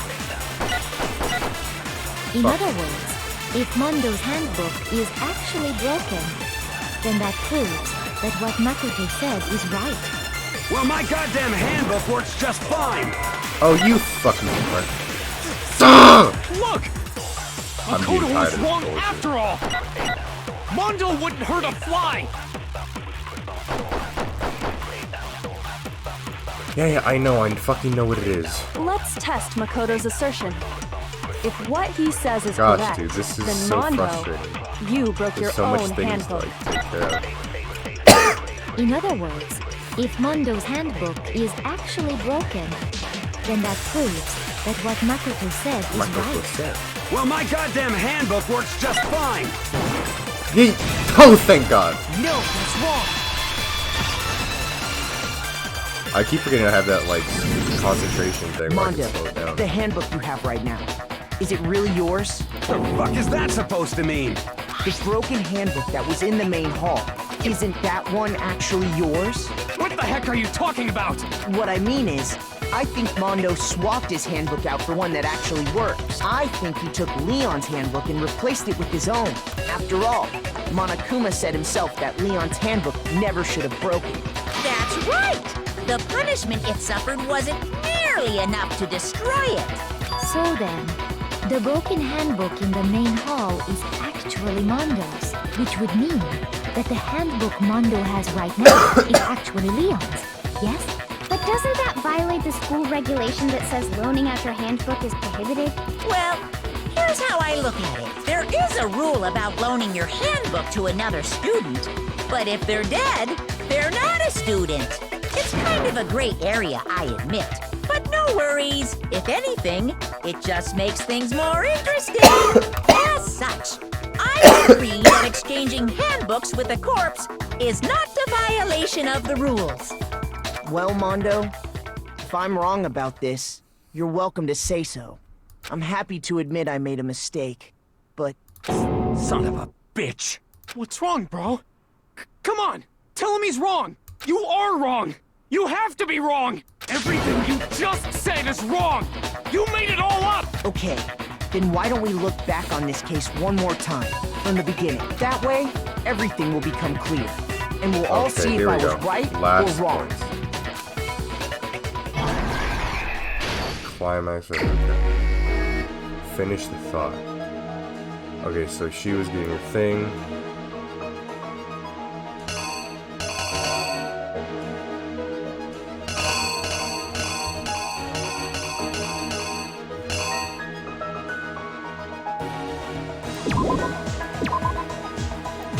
And then she was like, oh hey, you'll see he's what done.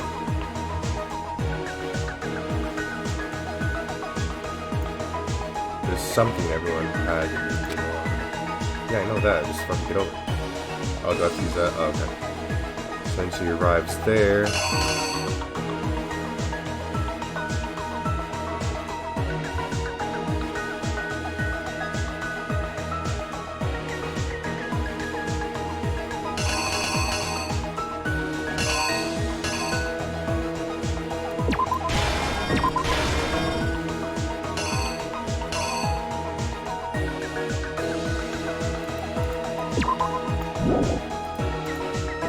Which locker dimension? Yeah, that's what I figured it probably was.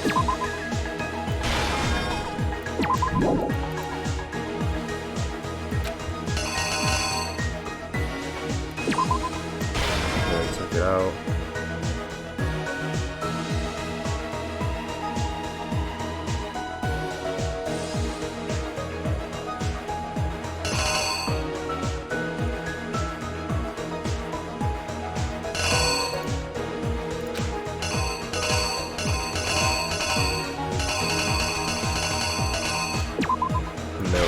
I'm working out.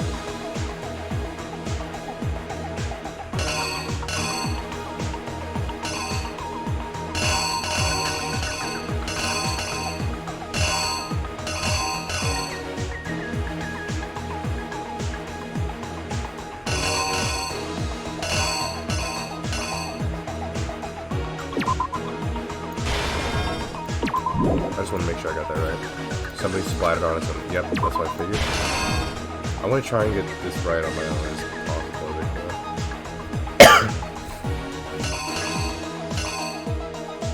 And then rolled up the carpet. Did that.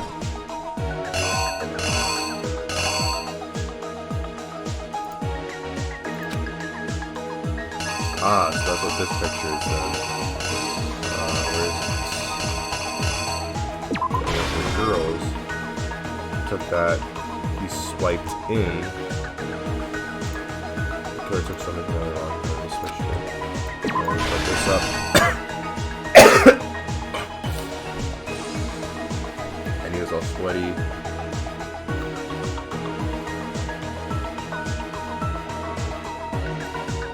Then he was on the ground, and they had the stain, so what he did, he rolled that up. Took everything that had blood on it and moved it to the other locker room.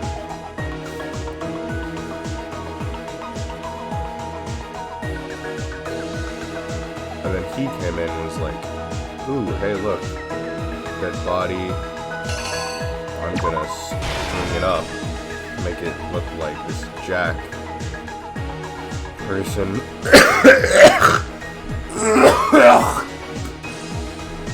Because that's just how fucked up I am.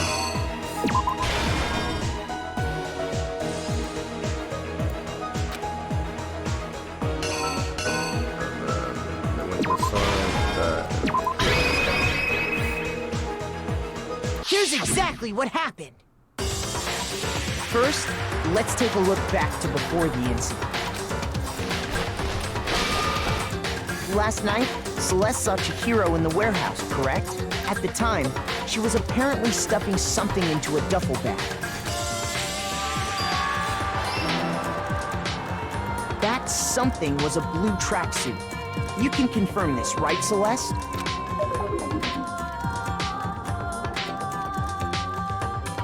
With bag in hand, Chihiro headed out, even though it was officially nighttime. She made her way to the locker room, specifically the boys' locker room. But how could the victim, who is apparently a girl, access the boys' locker room? Well, there's something everyone has that can get in the locker room.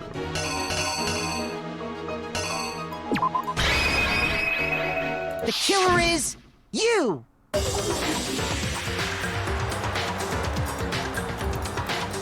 With bag in hand, Chihiro headed out, even though it was officially nighttime. She made her way to the locker room, but how could the...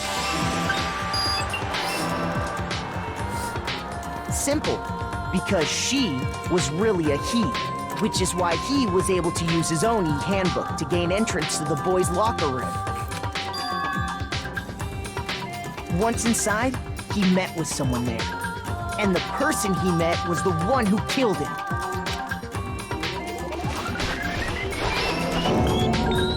It seems likely that the killer grabbed the nearby dumbbell, approached the unsuspecting Chihiro, and attacked him.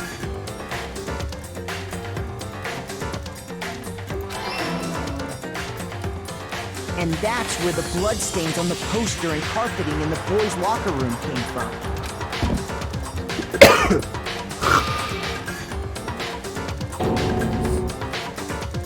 It was likely in the heat of the moment. The body was arranged, but the murder itself felt unplanned.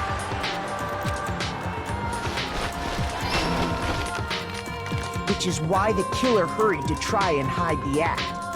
First, pulling up the bloodstained carpet. Then, removing the bloody poster.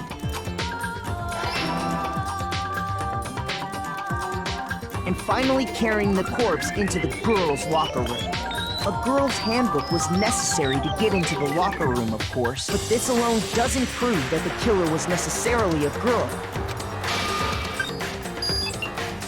After all, Sayaka and Junko's handbooks had been placed in the main hall. Using one of those, a boy could get into the girls' locker room without much problem. And that's exactly how the killer did it. With the carpet and the poster they brought with them, they got to work. They changed the layout of the boys' and girls' locker room in what you might call a crime scene switch. That could have been the end of things, but no. Byakuya discovered the body and decided to intervene in the situation, making things even more complicated.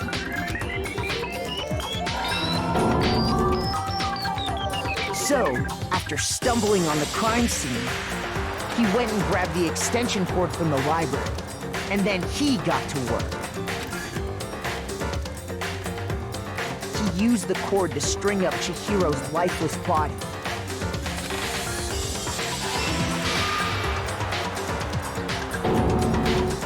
Then, he wanted to create the illusion that Genocide Jack was responsible for the slaughter.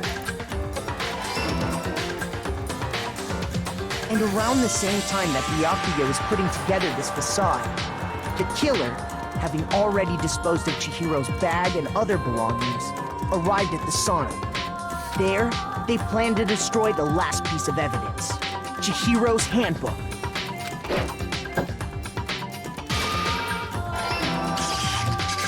And just as the killer expected, the steamy sauna was enough to ruin the electronic gadget. Somehow, the killer knew that the handbook couldn't stand up to the heat of the sauna. And the reason they knew that is because the sauna had already wrecked their own handbook. And that's how it all played out. Isn't that right, Mondo Owada? Bruh. Yes! Wait! Look! Where's your evidence? Yeah! Where's your evidence? You need evidence! You need proof! Without any proof, you can't pin any of this on him! Evidence that Mondo is the killer that already revealed itself earlier in the trial. If I can somehow show that Mondo's handbook is right, where Mondo's handbook is right now, once I do that, everything will become clear. A new element has been added. Oh, fuck's sake. So many things. Fever time and nega time. During the bullet time, if you press the space key, fever time will activate and the tempo will be forced to its max. At this point, even if you push the buttons at random, you won't miss. So you can push RM, right mouse button, left mouse button, right mouse button, however you want to destroy the opponent's rebel assault. But this only lasts for 4 until your focus gauge runs out, so make the best possible use of your time. Of course, it won't be fair if only you got access to the time, right? So we've also prepared something called nega time that your opponent can use. If the opponent activates nega time during the bullet time battle, your tempo markers will disappear, making it quite a bit tougher to hit the buttons in rhythm if you were to activate fever time at this point. No, never mind, I'm sure nothing would happen. I don't know what I was worried about. It's unsurprising if your action difficulty is such a generally the opponent won't take time. Well then good luck, that's fun. What the fuck is this? Okay, this stuff here. Show me some evidence! You're wrong! I won't listen! I refute you! False! Show me some evidence! I won't listen! False! What? I don't know what the fuck I have to do! Oh my god, I'm killing myself. I refuse to give I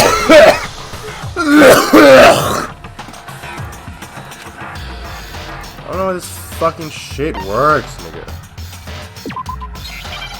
Okay, whatever, I'm not even gonna fucking bother.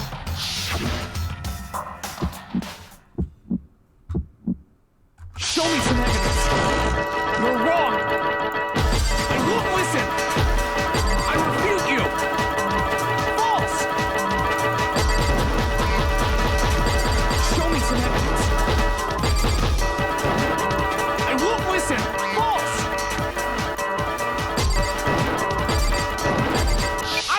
refuse to vote! Show me some evidence! You're wrong! I won't listen!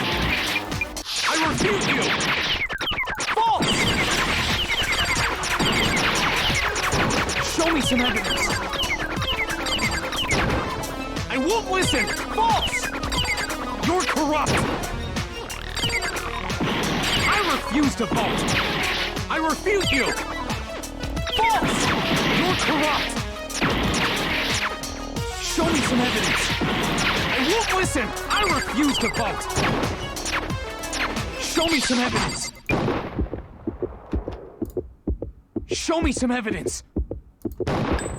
This should prove it!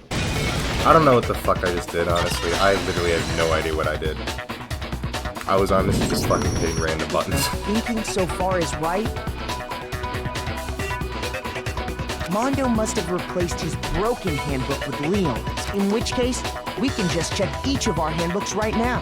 Once we do that, we'll... You don't gotta do that. Huh? Yeah. Yeah, I did it. I killed him.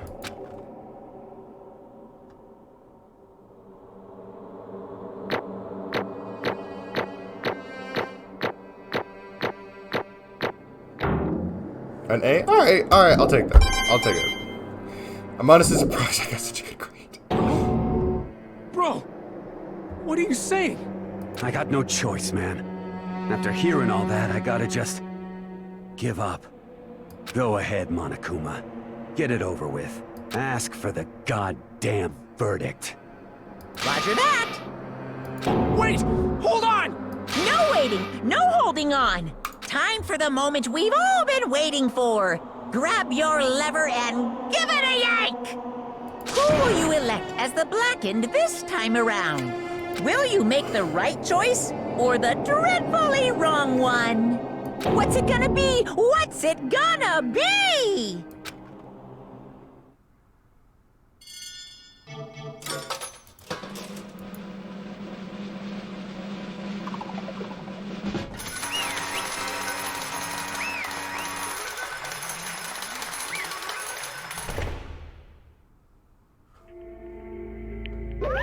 What?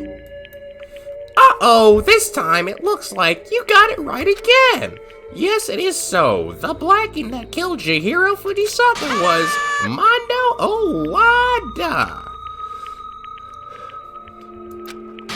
In case you're wondering, the vote was not unanimous. Kiyotaka chose the wrong answer. You're treading very close to the danger zone, Mr. Ishimaru. You need to be more careful. I refuse to believe it. There's no way. No way he could kill someone. Sorry. Sorry. What is this? Why are you apologizing? Why? Why? Why? Why did you do it? Now then. Well, it looks like Mondo's taken a vow of silence. So allow me to explain on his behalf. Actually... The story of the murder this time is the sad story of two men. Oh, but for anyone who doesn't really want to hear it, you can hit the control key to fast forward to the text. Anyway, there once was a young boy, and his name was J.Yumeko Fujisaka. He had an extreme inferiority complex regarding his own lack of strength. You're so weak even though you're a boy. He heard things like that as long as he could remember, and he couldn't overcome his weakness. On the contrary, he tried to hide and buried himself further and further into that weakness, to take on the fragile form of a petite young girl. He had chosen that as his way out. Now nobody will be able to say. Now nobody will be able to say anything about even though you're a boy. But no matter how tightly he wrapped himself up in that shell, the inferiority complex had already taken root deep inside of him and was not so easily weeded out. As it turned out, the shell was completely empty. The complex didn't disappear. Instead, it only grew stronger and stronger. I'm weak. Weak.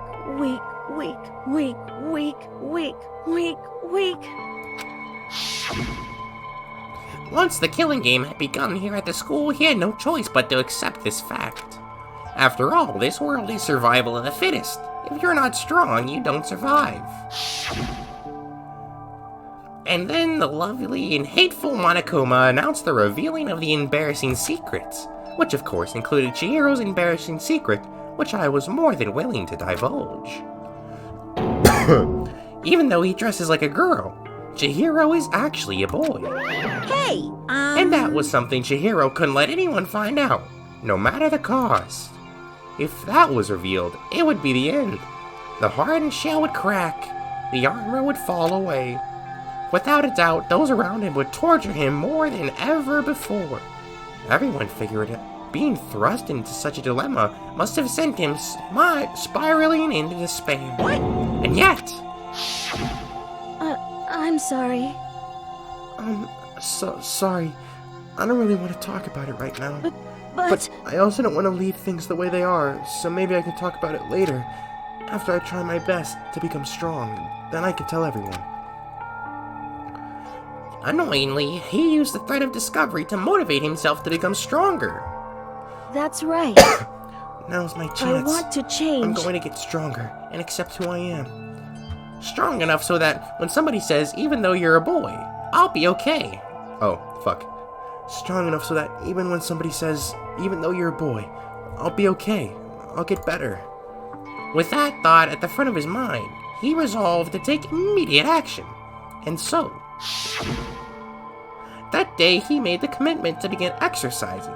He was prepared to retrain his mind and body. But sadly, that would be the first and only chance he would get at it. Hey, When he decided to start exercising, he thought it would be good to ask for someone's help. But he wanted to tell that person his secret first, and then ask them to help him from there. And the person who he went to... Yeah, that's right. It was me. Yup, it sure was.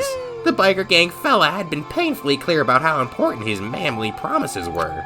So Chihiro probably figured that even if he confided in Mondo, his honor would make him keep the secret. Plus, Mr. Macho Mondo was the very symbol of a strong man that Chihiro had always aspired to. Maybe talking to Mondo about it will help give me some courage. So he went and asked... So he went and asked Mondo to help him become strong. That was his aspiration, and he thought that only with Mondo's support would he ever be able to come close to that. Correct. So then, that must be why Mondo did what he did, to keep the promise he'd made to Chihiro. Huh? What did he do? You mean that's why Mondo carried Chihiro from the boys' locker room into the girls' locker room? Indeed. Yes, that's exactly what I mean. What's that to cover up what he'd done? Certainly. That could have been part of it, but I don't think it was the main reason. The real purpose was to keep the promise between men he'd made to Chihiro. But how does moving the body keep a secret? Because if everyone knew he'd been killed in the boys' locker room, then everyone would have been arguing about how she got into the boys' locker room, right? Once that started up, at least a few of us would have immediately begun to suspect his identity. So he tried to protect Chihiro's secret by putting him in the girls' locker room and stealing his handbook. See? Then Mondo did all that to keep the promise he'd made to Chihiro, who he'd also killed. Why? Would he do that? The more I hear you talk, the more I don't understand. I mean, you guys trusted each other, right? Well, so why? Why did you? Because no matter what, I didn't want anyone to know. I knew it. So that's what triggered it after all. The possibility of having your embarrassing memories and secrets exposed... What is this? That's impossible. Nothing could have been that bad. Something he didn't want anyone to know, even if it meant killing someone? You're wrong! It's impossible! Don't make me repeat How many myself. times must I repeat myself? To judge others by your own standard is the height of folly. Even if you can't comprehend it, he obviously can. That's all there is to it. Well, while we're on the subject, why don't I tell you? That embarrassing memory, that secret he didn't want anyone to know. Hey, You know what Mondo did? He killed his own brother. Mondo, the ultimate biker gang leader. makes all the hoodlums and riffraffs across the country tremble. But the only reason he had the chance to join a gang in the first place was because of a certain someone. Mondo's older brother's name was Daya Owada. Mondo had nothing but respect for him. Mondo had nothing but respect for him. It was because of Daya that Mondo ever got on a motorcycle. Mondo's brother was his only family growing up. He was the only one Mondo could trust or respect. He wanted to measure up to his big brother, so he imitated him in everything he did. Mondo was the epitome of the starry-eyed kid brother. Meanwhile, the charismatic older brother had put together a local motorcycle gang, and before anyone knew it, it had grown into the biggest biker gang in the country. Daya, the older brother, number one in the gang, and his number two, his younger brother Mondo. In the beginning, everything was peaches and gravy. But when Mondo started to think about how he would one day have to take over the gang from his older brother, his brother's greatness, his reputation, began to gnaw on Mondo's very soul. The kid's gonna take over for Daya, huh? Daya created the gang with his bare hands. Mondo's just along for the ride. Can someone like that really be our leader? All that'll do is make the gang look bad. Almost every day, Mondo heard the gossip and whispers of the other members of the gang, which is why. I gotta get stronger. Stronger than Daya. Once. Just one time. No matter what. I gotta win. Don't fuck with me. I don't care what it takes. I gotta come out on top. And on the night of his amazing brother's retirement ceremony, Mondo challenged him to a street race. But during the race, tragedy struck. The kid brother pushed ahead with reckless abandon. Eager for victory and dashed into oncoming traffic. But suddenly,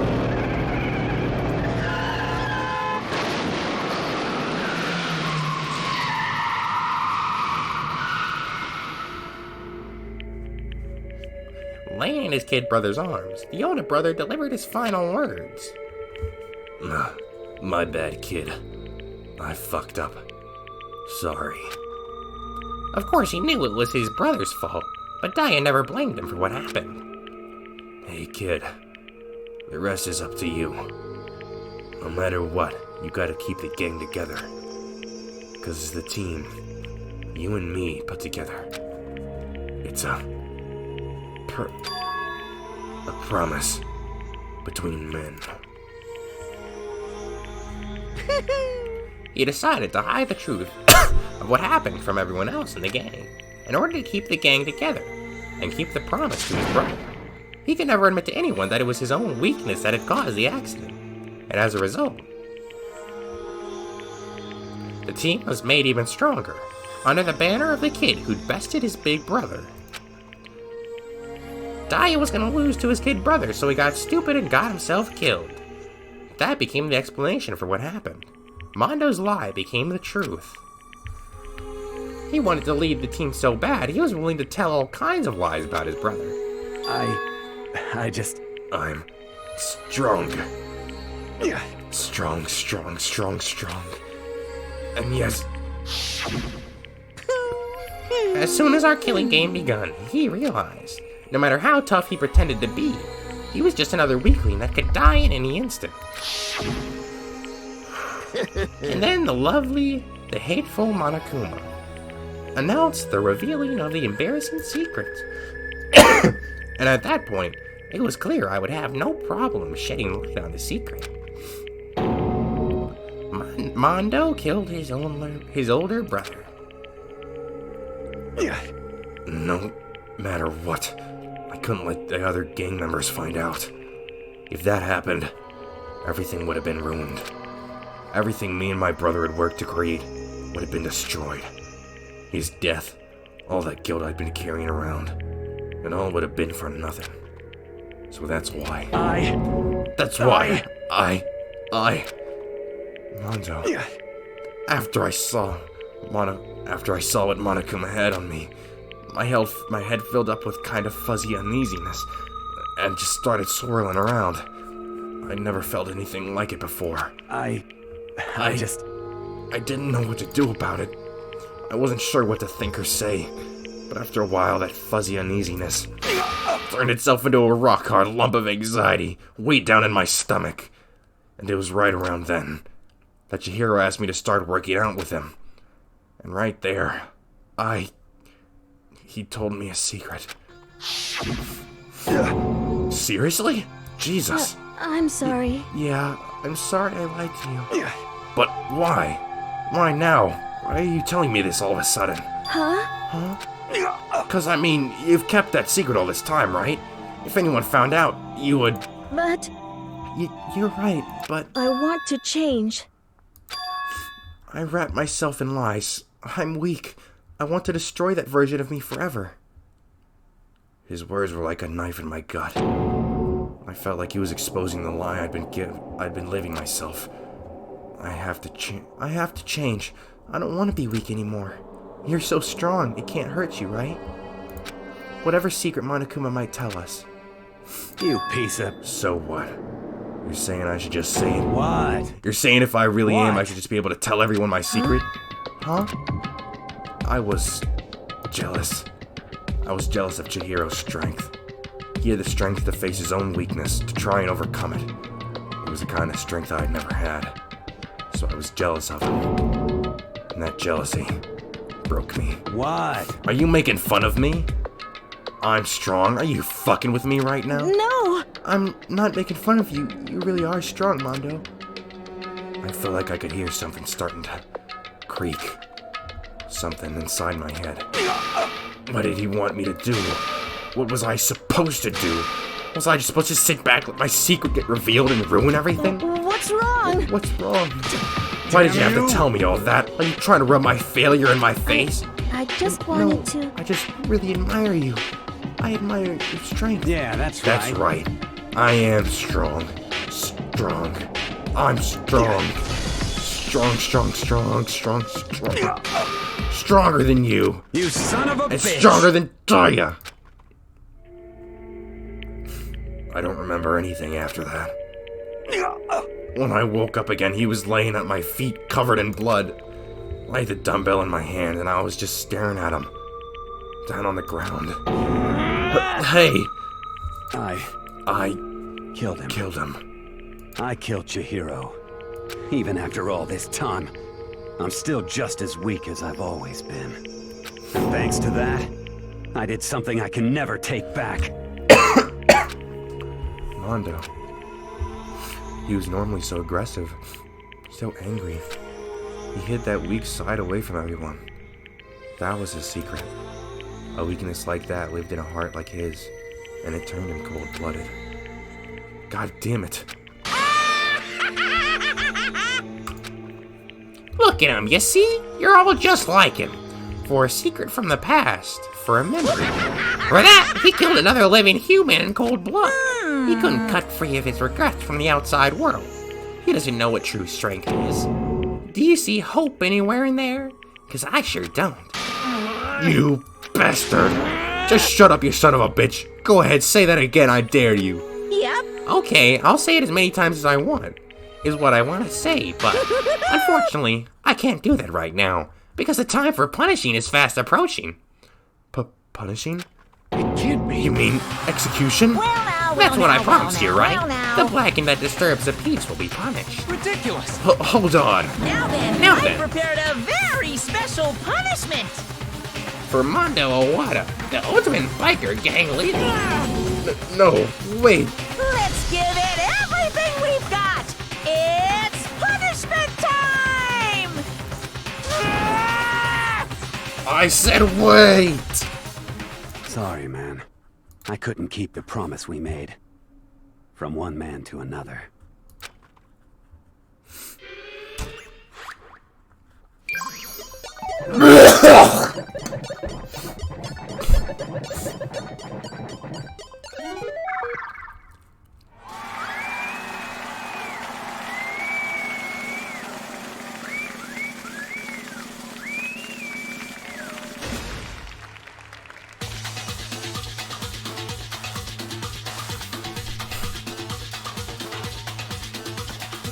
Bruh.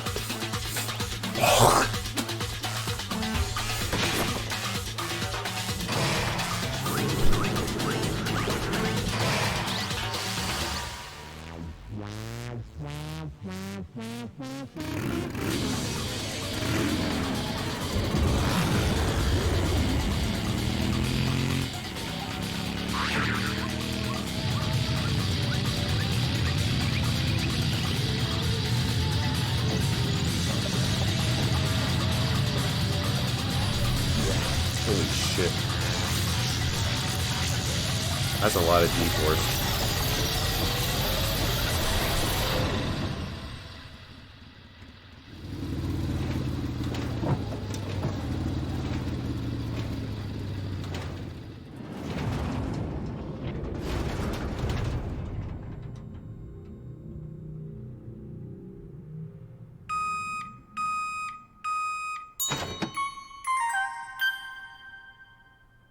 Yep.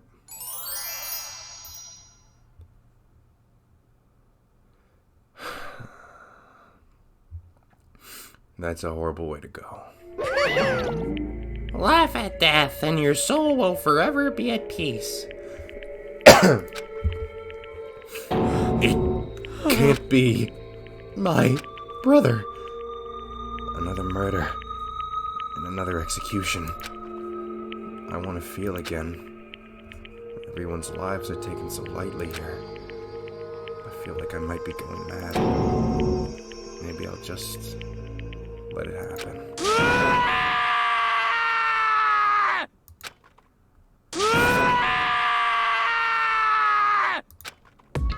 As Taka's sad screams invaded our skulls, we were each forced to realize once again. But he, of course he had to. What a disappointment. This is the end of the game. But, Byakuya? What is this? You're completely insane, you know that? A game? One of our friends is dead. Do you realize that? Naturally. Of course I do. Because this game is life or death. Hey. I don't have anything to say to you. I don't have a response. Except that. However. I just don't understand why. Why do you go out of your way to disguise Mondo's crime? What? Why? Isn't it obvious? Because it made things more interesting. His voice was calm, emotionless, like the voice of death. It chilled me to the bone. Last night, when the murder took place, I was in the library as usual. Honestly. So you ignored the nighttime rule too. That rule never mattered to me. I don't recall agreeing to it. There is nothing to Well, be done. I don't particularly care. Please continue. The night grew late, and I decided to return to my room, which is when I stumbled upon her. I spotted Mondo coming into the girls' locker room. After he'd gone, I looked inside and saw the corpse. What? You mean you actually witnessed the murder? He was such a fool. He didn't have the slightest idea that I'd seen him. Well... So you're saying you knew who the culprit was from the very beginning? That's right. Indeed. But if that had been the end of it, how boring would that have been? I mean, what a waste of time to have the answer revealed right at the beginning. Which is why I decided to lend a little helping hand. I thought it would liven things up. You did all that to liven things up? I see. So after hearing about Genocide Jack from Toko, you decided to use that to create the fake murder scene. But damn, man. If we hadn't figured out who'd really done it, you'd have been dead too, right? Well, obviously I would have revealed the truth before it reached that point. Of course. Byakuya turned and looked me in the eye. I could feel his sharp eyes piercing me. Thanks to a certain remarkable someone, it never did, and I was able to perform an interesting experiment. Interesting. Once I do decide to become blackened, I know who I'll have to watch out for. What? Correct. So that was your reason. Are you satisfied? Indeed. Yes, we're done listening to your story. Moving on. Hey. There's something I'd like to ask Monokuma. What's this? Oh, I'm up next? You like to perform these elaborate executions each time, correct? My question is, why? Do you like them? But you know, this punishment, this despair, it's not just for you. It's all this punishment, all this despair is my gift to mankind itself. You're over-exaggerating. I'm not over-exaggerating.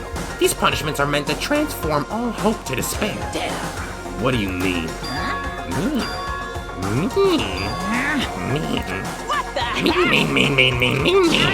Good grief, I don't understand. Why do you have to pick apart every little stupid thing? Whatever. It doesn't matter. In the end, I'm going to stand alone as the victim. And then everything will be revealed to me. Ah, the noble son of a noble family. Surely you understand me. I think this is the start of a terrifying friendship. That's enough. Shut up. I would never stoop to the level of a childish criminal like you. Let me just say this. After I have achieved complete victory, you're next. I'm going to find you and kill you. Understand? In the name of my family. In the name of the Togani family, for which victory is a foregone conclusion. You're getting all riled Ooh, up. so cool. It's like you're the main character of a video game or something. No trash mouth for you. I swear, whatever it takes, I will kill you. Temper. Sounds like someone needs a nap.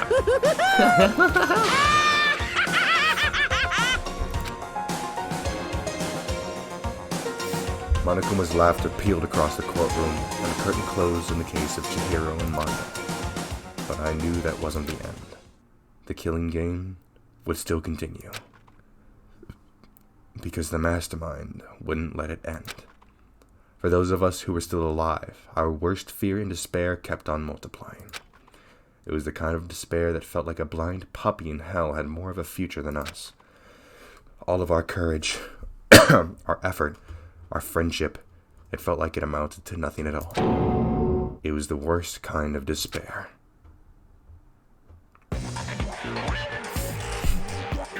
Well, anyway, like I was saying, this is a pretty good spot. Yeah, a really good spot.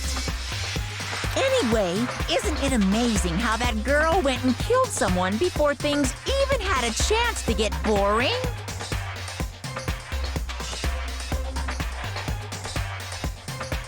Once things really get moving, it'll be like a roller coaster. There won't be any stopping it. Fear and despair charge forward at a speed nothing can hope to match. But I must admit, I'm disappointed. I went to all the pain and effort of making you part of the group, and you couldn't play your part. You do remember you were supposed to make the first move, right? Well, no biggie. Nothing we can do about it now, so just do your best to make things more exciting from now on, okay? After all, that's what everyone wants to see. There's one thing I'd like to ask As long as you don't want to know my measurements, fire away! Who is it? The 16th high school student. Ooh, my, you really took me by surprise there. I know I said you could ask anything, but super denied, ultra denied, demonic denied. Because you see, that's my ace in the hole. And nobody'd be dumb enough to reveal that, right? No matter how close they were to their friends. So somebody is having direct contact with her and with him, Monokuma, and said that you were supposed to make the first move.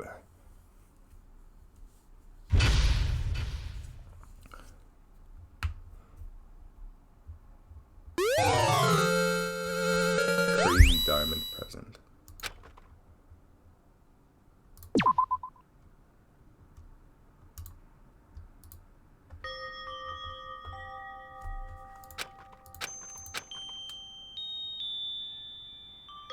I know I shouldn't cry, but I've had enough. I can't take it anymore. Getting out of here anytime soon, it's impossible. I can't let myself think about how much I want to get out of here. If I keep thinking like that, I might decide to.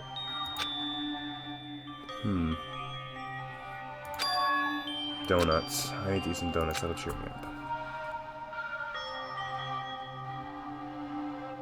Okay.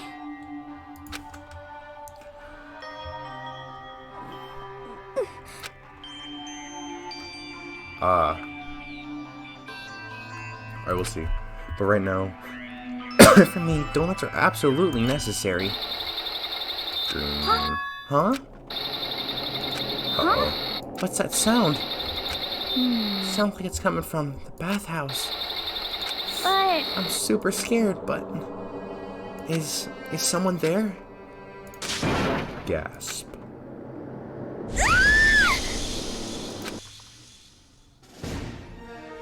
A next generation legend stand tall as Black Chihiro. That looked like it was Chihiro or something like that. Alright. That is where we'll end it off.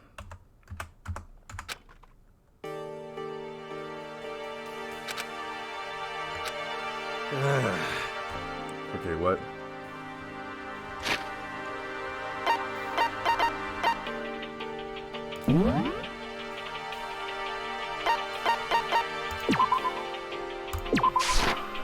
Danganronpa.